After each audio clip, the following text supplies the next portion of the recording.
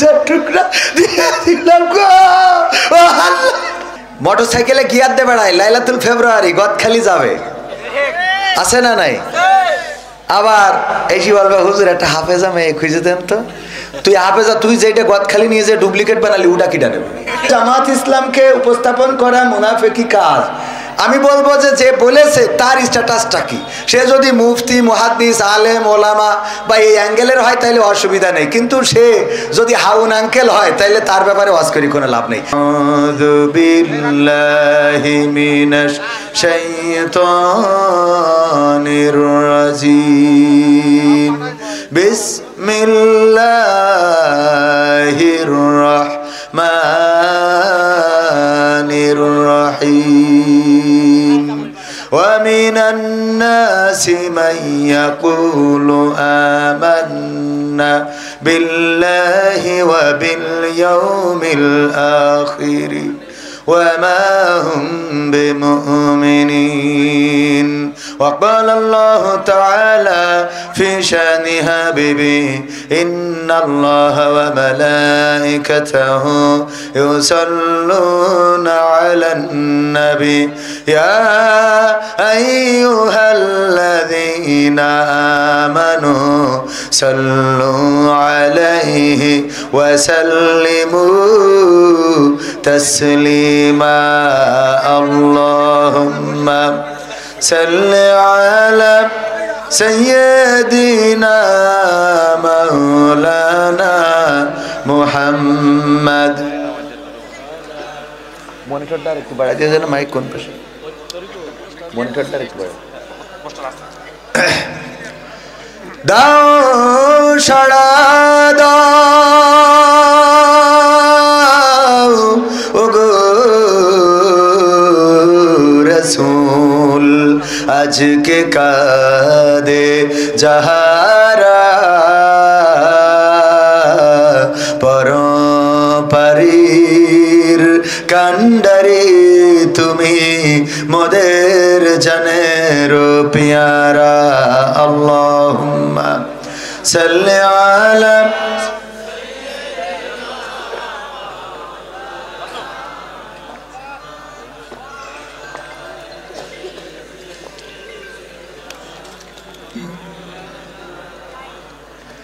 নবীর নামে দুরূদ শরীফ পড়িবে যে জন, তার জন্যে যে হারাম হবে জাহান্নামের আগুন। আল্লাহুম্মা সাল্লি আলা سيدنا مولانا محمد وعلى آل سيدنا. لا إله إلا الله لا إله إلا الله لا إله إلا الله لا إله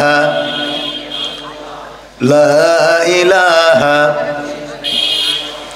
لا إله إلا الله محمد رسول الله. سبحان الله والحمد لله لا إله. سبحان الله والحمد لله. سبحان الله والحمد لله لا إله إلا الله لا إله إلا الله محمد رسول الله صلى الله عليه وسلم. ওরে মরলে মানুষ দাম বাড়ে তার, ওরে মরলে মানুষ দাম বাড়ে তার, বাঁচতে অবহেলা দুনিয়ারে রং বাজারে এটা কেমন খেলা দয়াল, দুনিয়ার এই রং বাজারে এটা কেমন খেলা, দুনিয়ার এই রং বাজারে এটা কেমন খেলা দয়াল, দুনিয়ার এই রং বাজারে এটা কেমন খেলা। বাঁচতে মানুষ কেউ বলে না লোকটা বড় ভালো, মরলে বলে তার মরাতে বড় ক্ষতি হলো দয়াল, বড় ক্ষতি হলো। বাঁচতে মানুষ কেউ বলে না লোকটা বড় ভালো, মরলে বলে তার মরাতে বড় ক্ষতি হলো দয়াল, বড় ক্ষতি হলো।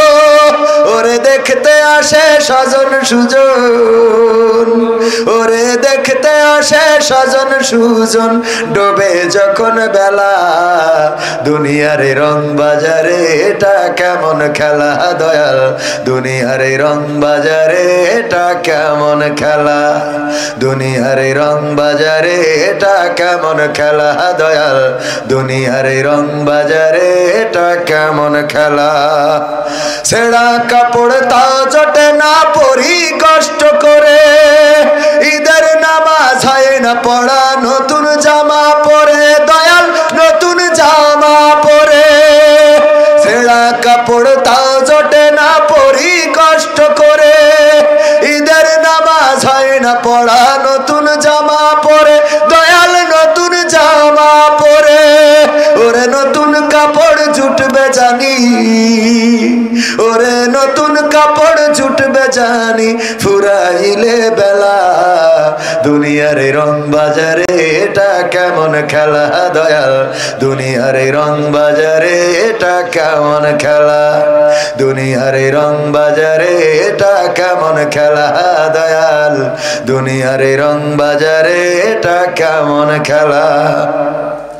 ভাঙা ঘরে দিন কেটে যাই বছর ঘুরে যুগ, এই জীবনে পাইলাম না তো একটু ভবের সুখ দয়াল, একটু ভবের সুখ।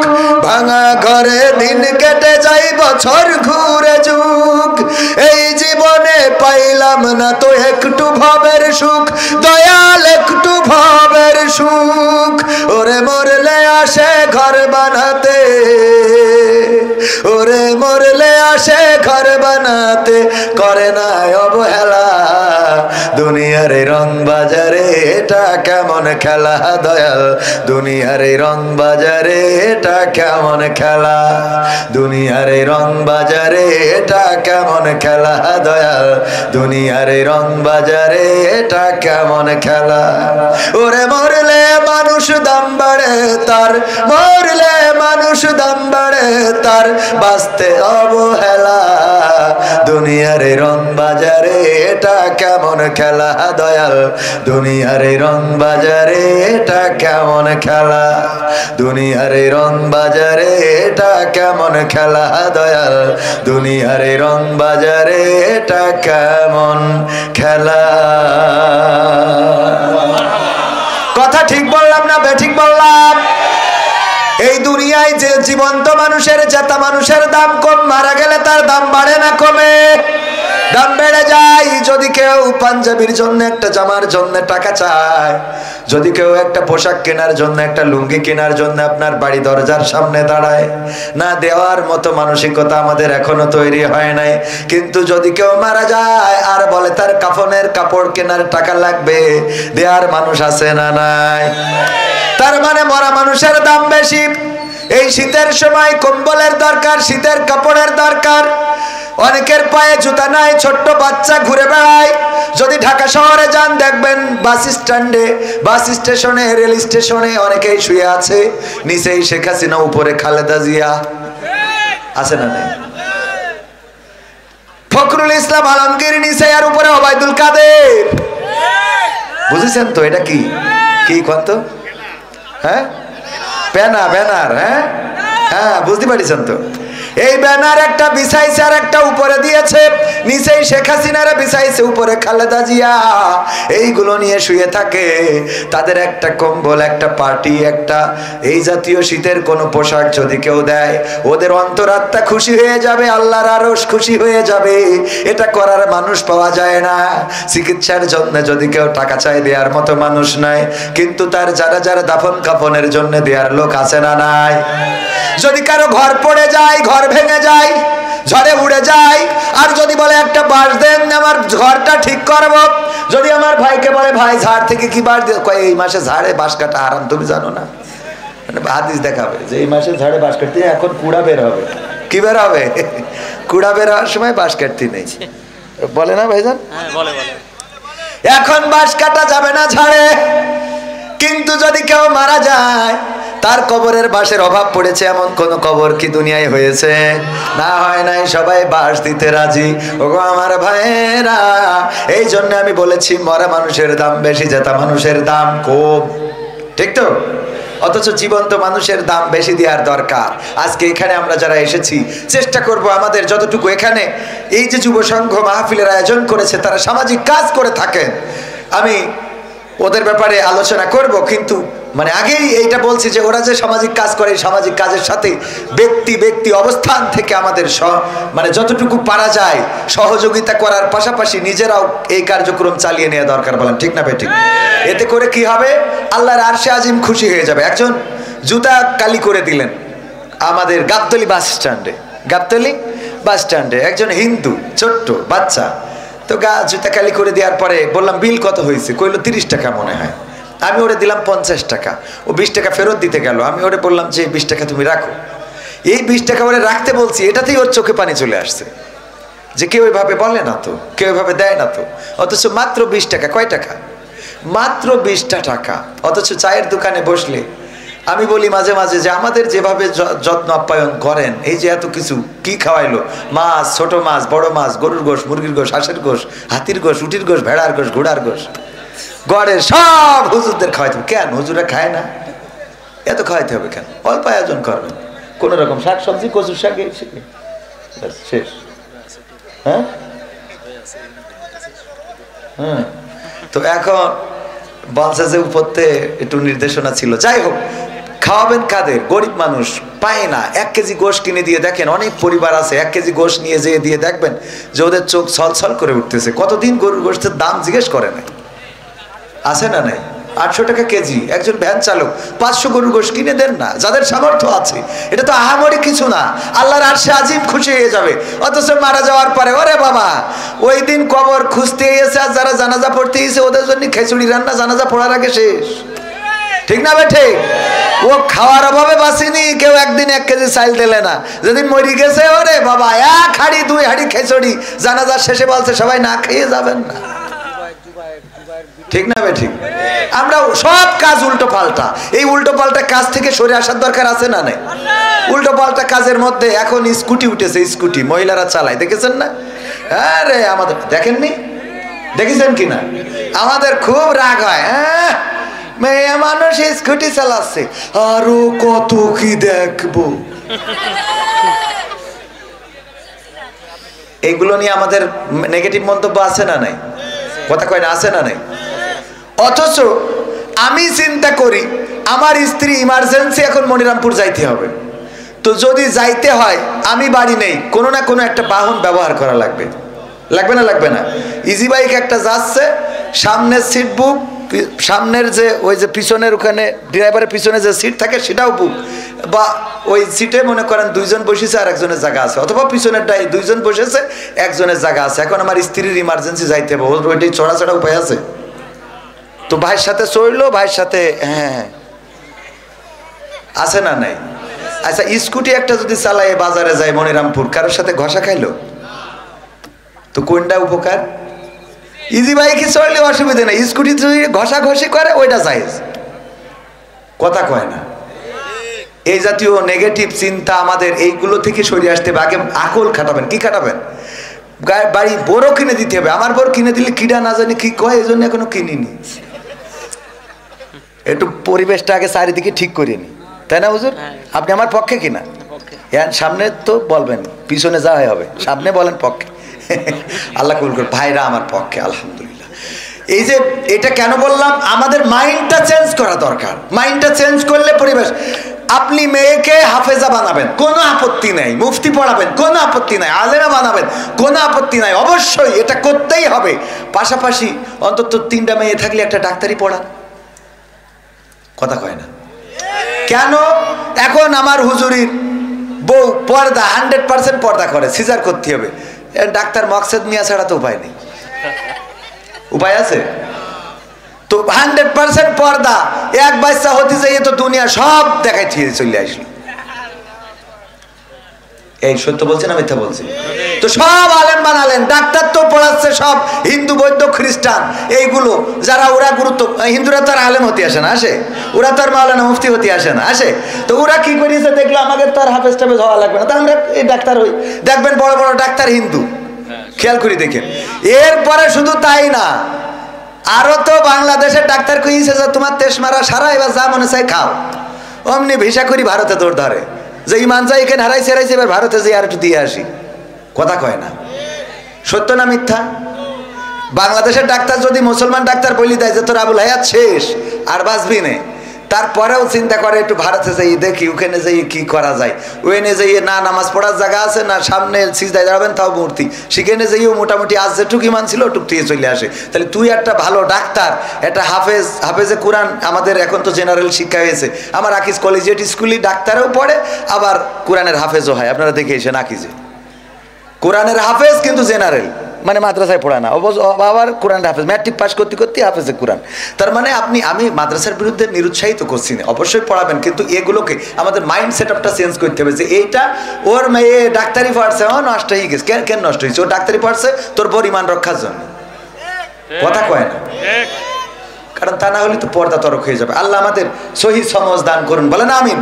আবার বাচ্চারা মসজিদে গেলে কিছু মুরব্বীদের চুলকানি শুরু হয়, এরকম আছে না নাই? শুরুতে এগুলো বলে রাখি, বাচ্চারা মসজিদে গেলে আরে বাবা উনি তাশাহুদ পড়ে, আত্তাহিয়াতুলিল্লাহি ওয়া সালাতু, কাজ চাইলি যে চিল্লাচ্ছে, আত্তাহিয়াতুলিল্লাহি ওয়া সালাতু আত-তাইয়্যিবাতু আসসালামু আলাইনা, কাজ চাইলি নামাজটা শেষ করে নি, আল্লাহুম্মা সাল্লি আলা মুহাম্মাদ ওয়া আলা ধরবো আল্লাহ, কাজ চাইলি যে এত চিল্লাই কে?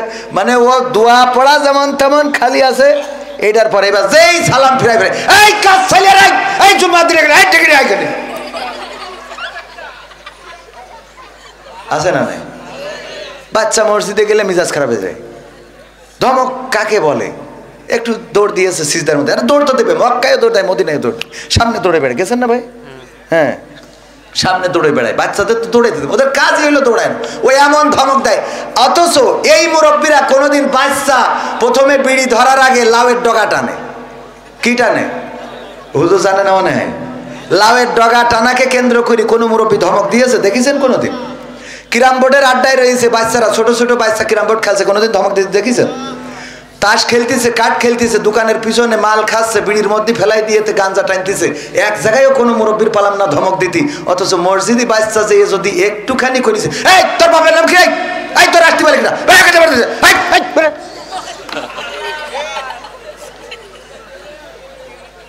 আহা, কোন সমাজে আমরা বসবাস করি? অথচ এই যে মুরব্বী ধমক দিচ্ছে, ও যৌবনকালে প্রবাসীদের বেড়া ভেঙে বেড়াইছে। খুঁজে দেখেন, ও যৌবনকালটা ছিল পুরাটাই, দাড়ি রাখা তো দূরের কথা, মানুষের বেড়া ভেঙে শেষ করে ফেলেছে, তরকারির বেড়া। বড্ড হাজি, এই জন্য মুরব্বী আমার মাদ্রাসার বেড়া ভেঙেছে, নামাজ পড়ে আমার মাদ্রাসার বাউন্ডারি ভেঙেছে, নামাজ পড়ে আজান দিয়ে। এই মুরব্বীগুলো মাদ্রাসার বিপক্ষে, আলেমদের বিপক্ষে। আমার মাদ্রাসার বাউন্ডারি, নামাজিরা নামাজ পড়ে ভেঙেছে। কি দরকার এই নামাজের? আল্লাহ বললেন ইন্নাস সালাতা তানহা আনিল ফাহশাই ওয়াল মুনকার, নিশ্চয় নামাজ অশ্লীল এবং খারাপ কাজ থেকে বিরত রাখে। আর আপনি নামাজ পড়ে আজান দিয়ে খারাপ কাজ করতেছেন, বিড়ি ছাড়তে পারলেন না, আমিন যখন বলেন তখন মনে হয় যে খানিক দূরে সরে যায়, তারপর খানিক পরে আসবেন। ঠিক না বে ঠিক? আমিন বলার সময় দুই পাশে কান্দের ফেরেশতা তো আগের থেকে চলে যায়, যে পরে এসে সওয়াব লিখবেন। আপাতত তুই আমিন বলিয়ে নে, ঠিক না বে ঠিক? নিজেদের হুজুর একটু দোয়া করেন আমার বউ যেন একটু পর্দা করি চলে। তুই 20টা মহিলার সাথে তোর লাইন, তোর বউ পর্দা করবে কি পাগলাম পাইছিস? কথা কয় না। নিজে বিলকিসের সাথে কথা মারবা, বিলকিস হ্যালো কেমন আছে, আর তোমার বউ বল্টুর সাথে কথা বলবে না, তুমি পাকামো পাইছো। পরিবর্তন আগে নিজের দরকার। আপনি ফজরের সময় নাক ডেকে ঘুমাচ্ছেন, কম্বল টেনে নিয়েছেন, আর বউ তাহাজ্জুদে বসে রয়েছে এখন আপনার জন্য, তাই মনে হয় আপনার? মনে হয় ফজর বলছে যে বল দিন এই বেড়ার মধ্যে, এক বেড়ার মধ্যে ছাগল ছিল 5টা, 3টে বেরোয় গেছে, আর কটা থাকে? বলছে একটাও থাকে না। 3টে বেরোয় গেলে কটা থাকে? হ্যাঁ, 5টার মধ্যে 3টে বেরোয় গেছে, কটা থাকে? 2টা। বলছে একটাও থাকে না। বলছে একটাও থাকে না মানে 3টে বেরোয় গেছে, এখনো 2টো না থাকার কথা। বলছে আপনি ছাগলের ধর্ম জানেন? ও 3টে বেরোয় গেলি 5 ও 2টো চলে গেল। 3টে বেরোলি ও 2টো ওর মধ্যে থাকবে না, ও পিছন দিয়ে ও 2টো ওকে পিছন দিয়ে চলে গেছে। আপনি যেই দেখে আসেন। তা তুমি মিয়া যদি নামাজ না পড়ো, তা তোমার বউ তাহাজ্জুদ পড়া তো দূরের কথা, ও আগে যা পড়িল এগুলো জন্য আরো মাপ চাবে, আল্লাহ ভুল করে ফেলেছি। কারণ আগে তোমার ভালো হইতে হবে। স্বামী ইক্তেদাহি তু বেহেজাল ইমাম, তাই এখন এই গেছে ইক্তেদাহি তু ভেজাল ইমাম, ঠিক না বেটে? পরিবর্তন দরকার। এই কথাগুলো আমাদের একটু আকল দিয়ে নিয়ে, মনে করেন না যে কবির বিন সামাদ নাট্যকার, সে নাটকের এখন তো মাহফিল হয়ে গেছে মোটামুটি, অনেকেই মনে করে যে কবির বিন সামাদ যাচ্ছে মানে এখানে মনে হয় নাটক মাটক এই না। না, আমি ভালো কথা যতটুকু পারি, আল্লাহ যতটুকু বলান ততটুকু বলতে পারবো, আপনাদের বলার জন্য এসেছি। তবে শুধু শুনবেন, এই কান দিয়ে আর এখান দিয়ে বের করে দেবেন, এটা করা যাবে। আল্লাহ বলেছেন ওয়াইযা কুরিয়াল কুরআনু ফাসতামিউ লাহু ওয়া আনসিতু লাআল্লাকুম তুরহামুন। যখন তোমাদের সামনে কোরআন বলা হবে, কোরআন পড়া হবে, তখন তোমরা চুপ থেকে হৃদয়ের কান দিয়ে ফাসতামিউ, সামি এটা হুজুরা শব্দ, সামি আল্লাহু লিমান হামিদা বলি না আমরা, তো এখানে সামিয়া শব্দ ব্যবহার করলে হয়ে যেত, কিন্তু ফাসতামিউ তার মানে উত্তমভাবে শুনবা, সুন্দরভাবে শুনবা, একদম মন দিয়ে হৃদয় দিয়ে। আল্লাহ যাদেরকে এখানে বলতে দিয়েছেন, আমার ভাইজান আমার থেকে অনেক বড় আলেম, আমার মুহতারাম গোলাম রব্বানী ভাই, উনি আলহামদুলিল্লাহ ওনার জুতা বহন করে দিতে পারলে আমি নিজেকে ধন্য মনে করতাম। কিন্তু আমার মতো হতভাগাকে ওনাদের পরে দিতে হয় কেন? এটাও আপনাদের দোষে। কাদের দোষে? কাদের দোষ বলেন? হ্যাঁ, আমি নেমে যাব, উনি ওয়াজ করতে উঠলে এখানে বুকে হাতে বলেন তো আপনারা কয়জন থাকতেন? হ্যাঁ, তাইলে দোষ আমার না আপনাদের? হ্যাঁ, তাইলে আমারও দোষ আছে, তো আমরা সবাই মিলে পরিবর্তন হবো ইনশাআল্লাহ। আল্লাহ তৌফিক দিন, বলেন আমিন। তাইলে কি আলোচনা শুরু করব? খোঁজালিপুর দক্ষিণপাড়া যুব উন্নয়ন সংঘের 3য় প্রতিষ্ঠা বার্ষিকী উপলক্ষে ইসলামী সাংস্কৃতিক সন্ধ্যা ও তাফসিরুল কোরআন মাহফিল। কাজটা ভালো না খারাপ? এই কাজ নিয়ে বাধা আছে না নাই? ভালো কাজে বাধা থাকবে, এটাই স্বাভাবিক। যদি বাধা না থাকে তাহলে বুঝবেন ভালো কাজ হচ্ছে না। কথা কয় না? যতদিন আপনি ভালো কাজ করবেন ততদিন। আপনি দেখেন আমির হামজা ভাই কত নবীর সাহাবীদের নাম বলেছে, ওমরের, আবু বকরের রাদিয়াল্লাহু তাআলা আনহু, তারপরে হামজা রাদিয়াল্লাহু তাআলা আনহু, বা অন্যান্য সব সাহাবী, যত সাহাবী আছে, মুআজ সবার নাম বলেছে না? হঠাৎ যে রাশমিকা মান্দানার নাম বলেছে, সেই গোটা দেশ কেঁপেছে না কাঁপে নাই? কথা কয় না? মুহতারাম ডক্টর মিজানুর রহমান আজহারি ভাই কত ভালো কথা বলেন, হঠাৎ 6 প্যাক বলেছেন অথবা কাউবয় বলেছেন। এটা বলা উচিত না, এটা ঠিক আছে, এই রাসূলের শানে এটা যায় না, কিন্তু ভালো কথাগুলো যে জীবনে শেয়ার দেয় না, সেই কথাগুলো শেয়ার দিয়েছে। কথা কয় না? মুহতারাম হাফিজুর রহমান সিদ্দিকী হুজুর হাফিজাহুল্লাহ কুয়াকাটা, উনি সারা জীবন কত ভালো কথা বলেছেন, কত ভালো, তার ওয়াজ শুনে কত মানুষ দাড়ি রেখেছে, কত মানুষ নামাজি হয়েছে। এইগুলো আইডিতে না পাওয়া গেলেও যেইটাই বলেছে, ওরে বাটপার, আইডিতে আছে না নাই? তার মানে আমাদের মানসিকতা হলো খারাপটাকে অ্যাকসেপ্ট করে নিয়ে আমরা সেটাকে প্রচার করা। আমি চাচ্ছি খারাপটা, আর মুখে বলতেছি ভালো কিছু। ভালো কিছু যদি হয়তো আপনার মধ্যে তো একটা দেখা যেত। আপনার ফেসবুক আমরা ঘেটে ঘেটে দেখি, আমাদের যারা সমালোচনা করে, সারাটা ফেসবুক জুড়ে একটাও পজিটিভ পোস্ট নাই, যেটাই ভুল করেছি, যেটাই খারাপ বলেছি, বা যেটাই স্লিপ অফ টাং হয়েছে, সেটা তার আইডিতে আছে। তার মানে ও কি ভালো মানুষ? খারাপটা ধরে নিয়ে বেড়াও। 10টা কাজের মধ্যে একটা ভুল হইতেই পারে, কাজ করে যে ভুল হয়, ভুল করে সে, ঠিক না বেঠিক? কাজ আছে যার, ভুল আছে তার। যার কাজ নেই ওর ভুল হবে কি করে? কাজই তো করে না, তা ভুল হবে কি? কাজ করতে গেলে ভুল হবে। আপনি যদি ভালো হন তাহলে ভুলটা সরাই দেবে, সংশোধন করে দেবেন। কিভাবে? সুন্দর করে তারে বুঝাবেন, ভাই এই কাজটা এইভাবে না করে এইভাবে করলে ভালো হতো, এটা করেন। এটা না করে আমরা শুরু করে দিলাম। আল্লাহ আমাদের হেফাজত করুন। এই যুব সংঘের যে প্রতিষ্ঠা বার্ষিকী, ওরা চাইলে এখানে অন্য কিছু করতে পারতো, এখানে কনসার্ট করতে পারতো, মমতাজ মার্কা শিল্পী আনতে পারতো, তারপরে অন্য অন্য এই জাতীয় করতে পারতো না? পারতো না? যুবকেরা করে না? করে না। কিন্তু তারা তাফসিরুল কোরআন মাহফিলের আয়োজন করেছে। এটা প্রমাণ করে এই যুবকেরা ভালোর পক্ষে আছে, আলোর পক্ষে আছে। সুতরাং তাদের পক্ষে থাকার দরকার আছে না নাই? আল্লাহ তাদের পক্ষে থাকার তৌফিক দান করুন। আজকে প্রধান সভাপতিত্ব করছেন জনাব মোহাম্মদ রুহুল কুদ্দুস সাহেব। এছাড়া পরিচালনায় রয়েছেন আমাদের শ্রদ্ধাভাজন বড় ভাই মহিরুদ্দিন সাহেব। সার্বিক তত্ত্বাবধানে রয়েছেন মোহাম্মদ তুহিন রেজা। প্রধান অতিথি হিসাবে আসবেন আমার ওস্তাদ, আমার আব্বার বন্ধুগণ, একই সাথে চলেছেন, একই পথে চলেছেন, জনাব অ্যাডভোকেট গাজী এনামুল হক। একই স্টেজে অসংখ্য জায়গায় ওয়াজ করেছেন, কথা বলেছেন আমার শ্রদ্ধাভাজন ওস্তাদজি। তিনি আসবেন, যিনি বিশিষ্ট আইনজীবী, জেলা ও দায়রা জজ আদালত যশোর ও সুপ্রিম কোর্ট ঢাকা। এছাড়া আমার আগে আলোচনা করেছেন আমার প্রিয় ভাই, কলিজার টুকরা, ইসলামী আন্দোলন বাংলাদেশের অন্যতম একজন কর্মী, মদিনাবাগ কারিমিয়া মাদ্রাসার সম্মানিত মুফতামিম জনাব মুফতি গোলাম রব্বানী যশোরী সাহেব। আলোচনা করেছেন হযরত মাওলানা মুফতি জহিরুল ইসলাম। এছাড়া অতিথি হিসাবে থাকার কথা জনাব অ্যাডভোকেট তাজউদ্দিন আহমদ। ও দূর, আপনি তো রয়েছেন আমার পাশে। তো আলহামদুলিল্লাহ, এছাড়াও আরও গণ্যমান্য ব্যক্তিবর্গ আমার ডানে বামে রয়েছেন। আমার সামনে উপবিষ্ট দিনদারি মাদার মুসলমান ভাই বাবাজিরা, পর্দার অন্তরালে মা বোনেরা, এবং মা বোনদের মধ্যে আমি আজকে গাড়িতে আসার পথে আমার সহকর্মীদের বলছিলাম যে মা বোনদের নিয়ে আজকে ওয়াজ করব। কেন? দুইজন মাকে দেখলাম কুজো মানুষ, কুজো হয়ে খুঁড়িয়ে খুঁড়িয়ে আসতেছে। সাথে আর খেয়াল করেছেন না? তো এই যে মায়েরা এই শীতের রাত কষ্ট করে আসে, আমরা সামনে যাদেরকে পাই তাদের ব্যাপারে ওয়াজ করি, পুরুষদের ব্যাপারে, মা বোনদের ব্যাপারে ওয়াজ করা হয় না। মা বোনেরা পুরুষদের থেকে বেশি না কম? প্রায় জায়গায় গেলেই বলে, হুজুর মা বোনদের প্যান্ডেলে জায়গা হচ্ছে না, পুরুষ প্যান্ডেল এখনো ফাঁকা আছে, একটু বলে দেন। আমি কই যে অল্টারনেট করে দেন, এদেরও এনে দেন, ওদেরই এনে দেন। কারণ পুরুষরা যদি প্যান্ডেল ভরাইতে না পারে তো মা বোনরা ওখানে ভরাই ফেলেছে, ওদের সামনে দেন, আর এদের দেন প্রজেক্টরের সামনে। কারণ পুরুষরা এনে তো আসবে কি, ওদের তো গবেষণা করতে করতে দিন শেষ।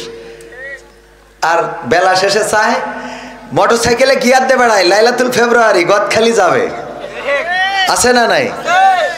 আবার এসি বলবে, হুজুর একটা হাফেজা মেয়ে খুঁজে দেন তো। তুই হাফেজা, তুই যেটা গদখালি নিয়ে যে ডুপ্লিকেট বানালি, ওটা কিটা নেবে? কথা কয় না। আমি বলেছি ঘটক হইতে হবে এমন ছেলে, আগে দেখতে হবে যে ওই ছেলে কেমন। দেখি ও যদি গাঞ্জাখোর হয় তাহলে ডাইল করে একটা মেয়ে এনে দিয়ে দিতে হবে যে বিড়ি টানে সারাদিন। কারণ তোরও বিড়ির গন্ধ, ওরও বিড়ির গন্ধ, দুটো মিলে ভালোই প্লাসে প্লাসে প্লাস, মাইনাসে মাইনাসেও প্লাস। ঠিক না বেঠে? কিন্তু আমরা যখন প্লাস মাইনাস করে ফেলি তখন মাইনাস হয়ে যায়। প্লাসে মাইনাসে কি? প্লাসে মাইনাসে কিন্তু মাইনাস। এর মধ্যে কোনো একটা প্লাস হইলে সমস্যা আছে। এই জন্যই মাইনাস মাইনাস রাখতে হবে, না হইলে প্লাস প্লাস রাখতে হবে। দুইজনই হুজুর, অসুবিধা নাই। দুইজনই গাঞ্জাখোর, অসুবিধা নাই। যে একটা গাঞ্জাখোর একটা, এর মধ্যে মাইনাস হয়, হয় হুজুর খারাপ হয়ে যায় যদি ছেলে খারাপ, ছেলে যদি হয় আল্লাহওয়ালা, আর বউ যদি হয় ডাইল মার্কা, মানে ওই যে ঘুরি বেড়াবে, এর সাথে ফোন করবে, ও আস্তে আস্তে হুজুরির নামাজ কালাম সব শেষ, ওই বউ ঠিক করতে যাই। ঠিক না বে ঠিক? আবার বউ যদি আল্লাহওয়ালা হয়, হুজুর যদি গাঞ্জাখোর হয়, ও এক সময় আস্তে আস্তে সেও মাইনাস হয়ে যায়। এই জন্য প্লাসে মাইনাসে মাইনাস, এটা মাথায় রাখবেন। মাইনাসে মাইনাসেও প্লাস, প্লাসে প্লাসেও প্লাস। বোঝা গেছে তো? একদম অঙ্কের সূত্র দিয়ে দিলাম, যা জীবনে তিনি আজকে এইটাও বলে দিলাম, অ্যাডভোকেট মানুষ সহজে বুঝবে। তো এই তারপরে এই যে ছাড়াছাড়িগুলো তো আছেই কোর্টে, প্রায় বিভিন্ন রকম ঝামেলা, সব মিলায়ে মা বোনদের ব্যাপারে কথা বলতে চাইলাম। কিন্তু আমার ভাইজান মাদের নিয়ে যে ওয়াজ করে দিয়েছে, তাতে আর মা বোনদের ভালো বানানো লাগবে না। এখন আমার সামনে যারা, ওদেরকে ভালো বানাইলে বাকিটা ঠিক হয়ে যাবে। আল্লাহ ভালো হওয়ার তৌফিক দান করুন, বলেন আমিন। তো গণ্যমান্য ব্যক্তিবর্গের মধ্যে অনেকেই আছেন, মা বোনেরা আছেন, সবাইকে আনুষ্ঠানিকভাবে সালাম জানাচ্ছি, আসসালামু আলাইকুম ওয়া রাহমাতুল্লাহ। আমরা আল্লাহর শুকরিয়া আদায় করছি যে মহান রব দয়া করে মায়া করে আমাদেরকে মানুষ হিসাবে সৃষ্টি করেছেন, আজকে এই মাহফিলে আসার বসার তৌফিক দান করেছেন। আল্লাহ চাইলে আমাদের অন্য কোনো প্রাণী করে পাঠাতে পারতেন, যেটার কোনো অভিযোগ করার ক্ষমতা আমাদের ছিল না। ছিল একটা কুকুর যদি বানিয়ে পাঠাতো, আমাদের কিচ্ছু করার ছিল না। তার গায়ে একটা কোপ মেরেছে, সেখানে ঘা হয়ে পোকা হয়ে গেছে, মনের কষ্টটা বলার মতো, শোনার মতো কোনো মানুষ আছে? বলার মতো কোনো জায়গা আছে না, তার সহযোগিতা করার মতো কেউ আছে? আল্লাহ চাইলে আমাদের এমন কোনো প্রাণী করে পাঠাতে পারতেন। তারপরেও দেখেন আমরা আল্লাহর শুকরিয়া আদায় করি না, অথচ একটা কুকুর কত আল্লাহর শুকরিয়া আদায় করে। আপনি যদি 3 দিন একটা কুত্তারে খাওয়ান, ও দেখবেন যে আপনার জন্য জীবন দিতে রাজি। ঠিক না বে ঠিক? আমার অ্যাডভোকেট তাজউদ্দিন ভাই, উনি কুত্তা পুষেছে বাড়ি। পুষার পরে আমি ওনার বাড়ি একদিন গেছি, যে এই দরজায় টক টক করে ঘা দিয়েছি, দেওয়ার পরে কুত্তা ছিল গেটে। আরে বাবা,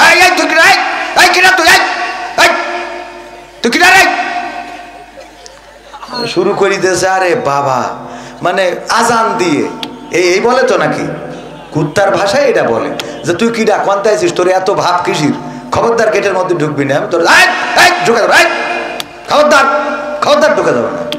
ভাই কুত্তার জন্য আলাদা কিছু খাওয়ায় না, যেগুলো খেয়ে অবশিষ্ট থাকে, কিছু হাড়, কিছু মাছের কাটা, এইগুলো কুত্তারে দেয়। তার জন্য ওই গেটে বসে ওইভাবে পাহারা দিচ্ছে।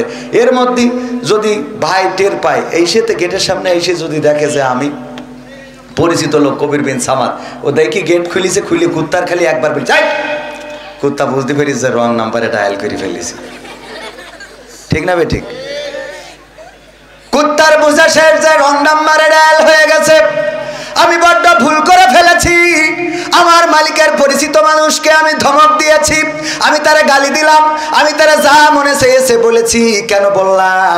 নিজের মধ্যে অনুশোচনা শুরু হয়ে যায়, কোনো কথা তো বলেই না, লেজটা একেবারে কাঁচা দিয়ে দেয়, আর মালিকের সামনে খালি কাচু মাচু করে, ক্ষমা করে দাও, ক্ষমা করে দাও।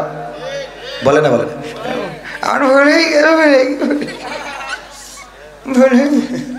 যতক্ষণ পর্যন্ত মালিক স্বাভাবিক না হয় ততক্ষণ পর্যন্ত দেখবেন ওই কুত্তা। আর যদি চোর হয়, যদি মালিক ওইটা দেখে একটা লাঠি নিয়ে আসে, ওই মালিক গেট থেকে বের হওয়ার আগে কুত্তা বেরোয় চলে যায়। ঠিক না বে ঠিক? খাওয়া পায় কি? হাড়, কাটা, উচ্ছিষ্ট, বাচ্চা পায়খানা করে রেখেছে ওইটুকু খায়। ঠিক তো? এই কুত্তা যদি এতটুকু খেয়ে মানুষের এত গোলামি করতে পারে, মালিকের যদি এত দেখে রাখতে পারে, যদি সে গেটে পাহারা দিতে পারে রাত জেগে জেগে, যে আল্লাহ আমাদের হাত দিলেন, পা দিলেন, চোখ দিলেন, কান দিলেন, কথা বলার শক্তি দিলেন, এত সুন্দর চেহারা দিলেন, আল্লাহ রাব্বুল আলামিন আমাদের রাজনীতি করার তৌফিক দিলেন, আবার শেখ হাসিনারও বিদায় করে দিলেন। ঠিক না বেঠিক? পরিবেশটা শান্ত করে দিলেন, যে আল্লাহ রাব্বুল আলামিন এত নিয়ামত আমাদের দিলেন। একটা বউ দিয়েছেন, শীতের রাতে কম্বল গরম করা থাকে, আপনি তো তাস খেলে যেয়ে ঢোকেন খালি। ঠিক না বেঠিক? বউ দিয়েছে কার কার? হাত উঁচু করেন। বিয়ে করেছেন কয়জন? এটা হাত উঁচু করেন। লজ্জার কিছু নেই তো, আর একটা করবেন, ধান্দা আছে। হাত উঁচু করেন। হ্যাঁ আলহামদুলিল্লাহ, অধিকাংশ বিবাহিত। হ্যাঁ অধিকাংশ বিবাহিত। চাষা শীতে আর হাত বের করতে, ও বিয়ে করে, অত শোনে কিনা, অসুবিধা নেই। এই যে স্ত্রী, এটাও আল্লাহ রাব্বুল আলামিনের দেয়া নিয়ামত, বলেন সুবহানাল্লাহ। বিয়ের জন্য কত মানুষ, কত মেয়ে দেখছে, পছন্দ হচ্ছে না, কত কবিরাজের কাছে যায়। দেখেন দিন আমার বিয়ে, হুজুরের কাছে যায়, হুজুর ফুটো দিয়ে কয় তোমার তো বিয়ে বন্ধ করতে গেছে। তা কি করতে হবে? তা 5,001 টাকা লাগবে। এই যে 5,001 টাকা দিয়ে দিলে, আবার বউ রাখার জন্য ওই বাজারে আপনার শিকড় 4-5টা তুলে নিয়ে গাছ, যে গাছ জীবনে কেউ কোনোদিন ও গাছ কাজেও লাগে না, ও শয়তানেরও লাগে না, মানুষেরও লাগে না, সেই গাছ কয়েকটা তুলেই নিয়ে বাজারে বাস্তার পরে নিয়েতে বসেছে। বসিতে এক একজনের হাত দেখে দেখি খাই, হুজুর বুঝতে পারিস আপনার তো ব্যাস। এই দেখে এ তো কমন, অনেকের অনেক, এগুলো কমন আছে না? কিছু রোগ আপনার যদি দেখে আমি বলি যে ভাবির সাথে তো আপনার মাঝে মাঝে গোলমাল বাঁধে, হাত দেখে তো গোলমাল বাঁধে না, কার কথা কয় না। এই জাতীয় কমন কিছু বলে কয় আপনার একটু সমস্যা আছে। হ্যাঁ তো এরপরে যে ব্যাস, যাই হোক, সব মিলাই ভাইরা আমার, আল্লাহ রাব্বুল আলামিন এই নিয়ামত আমাদের দিয়েছেন, বলেন সুবহানাল্লাহ। শুধু তাই নয়, কলিজার টুকরা সন্তান দিলেন, যেই সন্তানের জন্য কত মানুষ কত দরবারে যায়, কত শিরকিয়াতে লিপ্ত হয়, কত পীরের দরবারে গেল, কত মাজারে গেল। কেউ বলল এই গাছটায় যদি একটা ইট বাঁধতে পারো, যদি এই গাছটায় একটা ইট বেঁধে রেখে যাও, তাহলে তোমার স্ত্রীর পেটে গর্ভের মধ্যে সন্তান যাবে। আমরা ওই গাছে ইট বাঁধি, এমন আছে না নাই?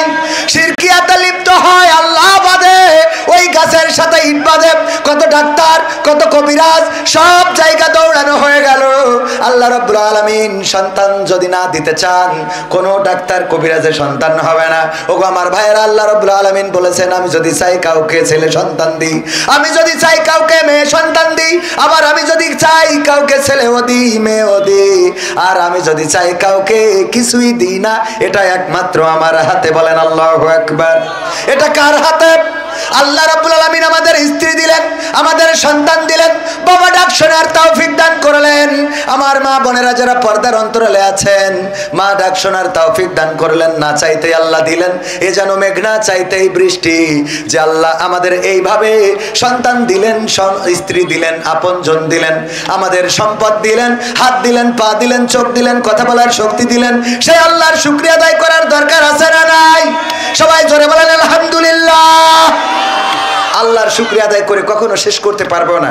ফাযকুরুনি আযকুরুকুম ওয়াশকুরুলি ওয়ালা তাকফুরুন। আল্লাহ বলছেন, তোমরা আমাকে স্মরণ করো, আমিও তোমাদের স্মরণ করব। জিকির করা মানে স্মরণ করা, এরকম না যে আমরা আল্লাহ আল্লাহ বলবো, আল্লাহ আল্লাহ বলবেন কবির কবির কবির কবির কবির, এটা না। আমরা আল্লাহ আল্লাহ বলবো, আল্লাহ রাব্বুল আলামিন আমাদের স্মরণ করবেন, আমাদের স্মরণে রাখবেন, আল্লাহ নিয়ামত বাড়িয়ে দিবেন। আল্লাহ বলেছে, আমার স্মরণ করো, আমার নিয়ামত খেয়ে অকৃতজ্ঞ হয়েও না।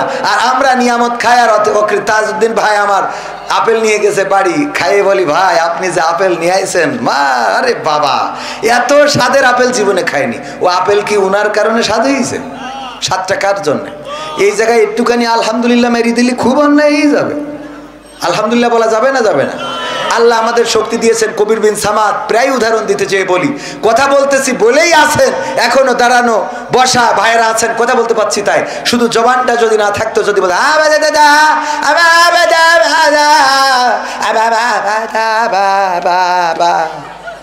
কয়জন থাকতেন? কয়জন থাকতেন? কত মিনিট থাকতেন? একটা বোবার সাথে কেউ কথা বলতে চায় না।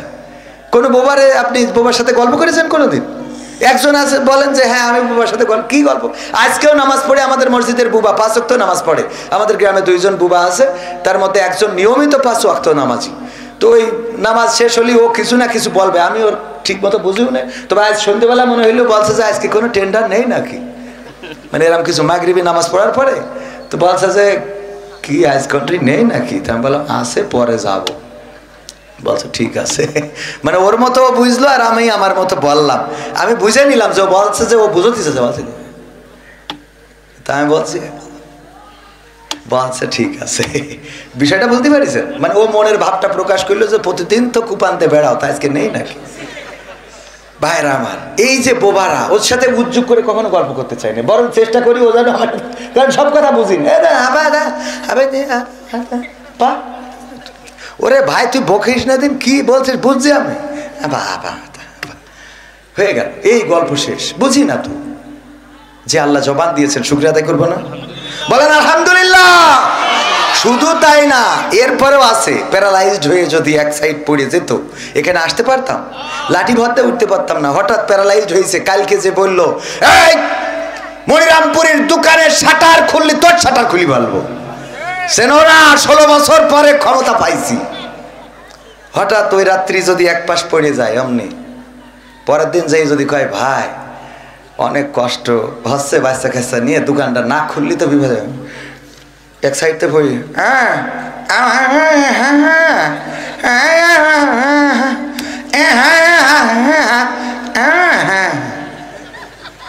যে কাল তো ধমক দিলাম, আমার তো তেজ মারা সারা যে দোকান খুলগে। আমি তো অভিনেতা, অভিনয় করে দেখালাম। এইগুলোই বাস্তবতা। আজকে ধমক দিয়েছেন, আজকে এখানে বকবক করতেছি, কালকে যদি আল্লাহ না করুন এক সাইড ফেলে এক সাইড কাই, হ্যাঁ যদি মাহফিলে নিয়েও যায় যে হুজুর আপনি না আসলে মান সম্মান থাকবে না, আপনি গাড়িতে হলো শিয়ার বাধ্য,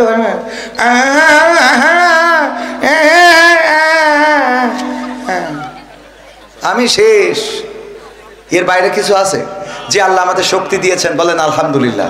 আল্লাহ শুকরিয়া আদায় করে কখনো শেষ করতে পারবো না। একজন বিশেষ দলের লোক বলেছেন মাহফিলে জামাত ইসলামকে উপস্থাপন করা মুনাফিকি কাজ, এ ব্যাপারে আপনার মত কি? বাবা রে, যে বলেছে ওর আগে স্ট্যাটাসটা দেখছি, কথা বোঝেননি? বউ কেমন এইটা ঘটকে চেহারার পরে নির্ভর করে। কথা কি বুঝতে পারিস? বউ কেমন সেটা কার উপরে নির্ভর করে? ঘটকের চেহারার পরে। ঘটক যদি গাঞ্জাখোর হয় তা ওর দিয়ে ভালো চেহারার মেয়ে পাওয়া সম্ভব?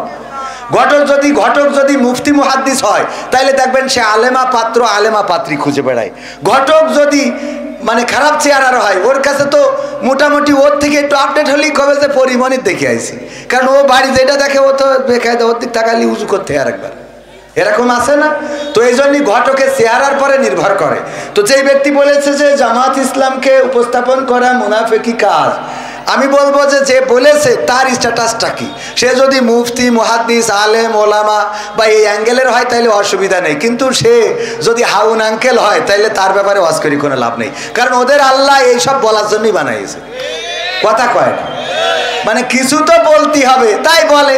আমি বলি কি ভাই, আপনারা তো আমাদের শুভাকাঙ্ক্ষী, আপনারা দূরে সরে যাচ্ছেন কেন? এ যেন এমন এক ছেলের বিয়ে দিতে পাঠাই দিয়ে দেখি ওর মা কান্না করতেছে কেন? বলছে ছেলে আমার পর হয়ে গেল আজকেতে। তো পর হয়ে গেল তো ছেলে বিয়ে দেওয়া লাগবে না? কথা কয় না, ছেলে বিয়ে দেওয়া লাগবে কিনা? অনেক মা আছে ছেলে বিয়ে দিতে পাঠাই দিয়ে ওরে কান্না করে সারাদিন।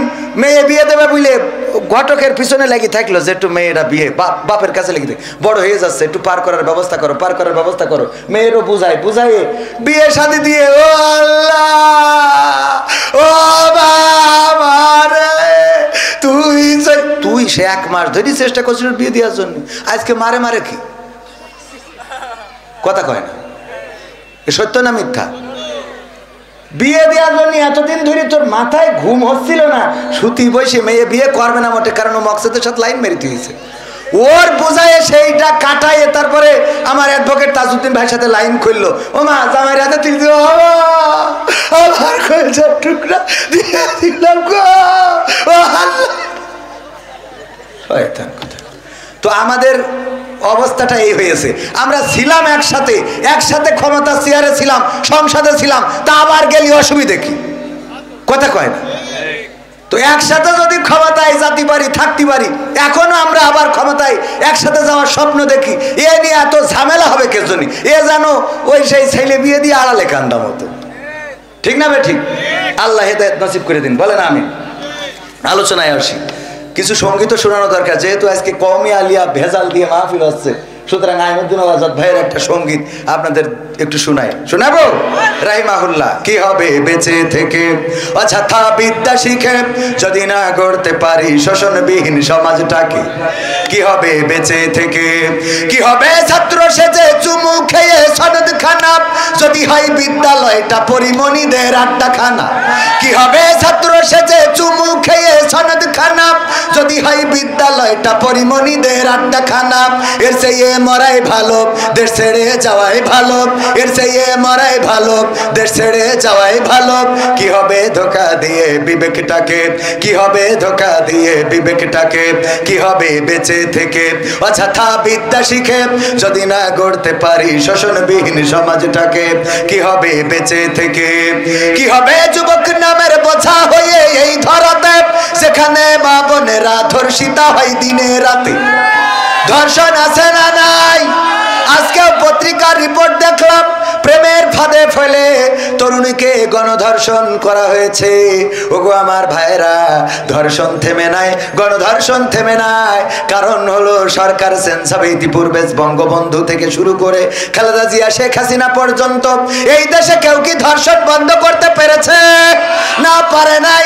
আমরা ৭১-এর বিষয়ে বলি, আমার লাখো লাখো বীর মুক্তিযোদ্ধা শহীদ হয়েছেন, আমরা সেই শহীদদের জন্য কোটার ব্যবস্থা করলাম, বৈষম্য করে ফেললাম। তারপরে যারা ধর্ষণ হয়েছে তাদেরকেও স্মরণ করি না। আমরা ইতিহাসে লিখেছি 2 লক্ষ মা বোন ধর্ষণ হয়েছিল। এটা খারাপ কাজ না ভালো কাজ? এই খারাপ কাজটা স্বাধীনতার পর থেকে আজকে 2025 সাল পর্যন্ত এই ক্ষমতায় যারা এসেছে তারা এই ধর্ষণ বন্ধ করার জন্য কোনো আইন, কোনো প্রক্রিয়া কি গ্রহণ করেছে? কোনো প্রক্রিয়া গ্রহণ করে নাই, বরং ধর্ষণ করার রাস্তা করে দিয়েছে। সেটা হলো এই বাংলাদেশে 18 বছরের পূর্বে নাকি বিয়ে করা যাবে না, আইন আছে না নাই? কিন্তু 18 বছরের আগে 12 বছর 13 বছর 16 বছরের ছেলেরা মেয়েরা যখন গদখালিতে যায়, ফুল কিনে মাথায় পরায় দেয়, মোটরসাইকেলে নিয়ে গিয়ার মেরে বেড়ায়, তখন এটা নিয়ে আমাদের ওই তত্ত্বাবধায়করা কোনো কথা বলে? সুতরাং ধর্ষণ করার রাস্তা করে দিয়ে তারপরে কি করে তুমি ধর্ষণ বন্ধ করবা? ধর্ষণ তো বন্ধ হবে সেই দিন যেদিন বিয়েটাকে সহজ করে দিবা। যেদিন বিয়েটা সহজ করে দিবা মানে যখনই ঝোঁক লাগবে তখনই বিয়ে করবে। আরে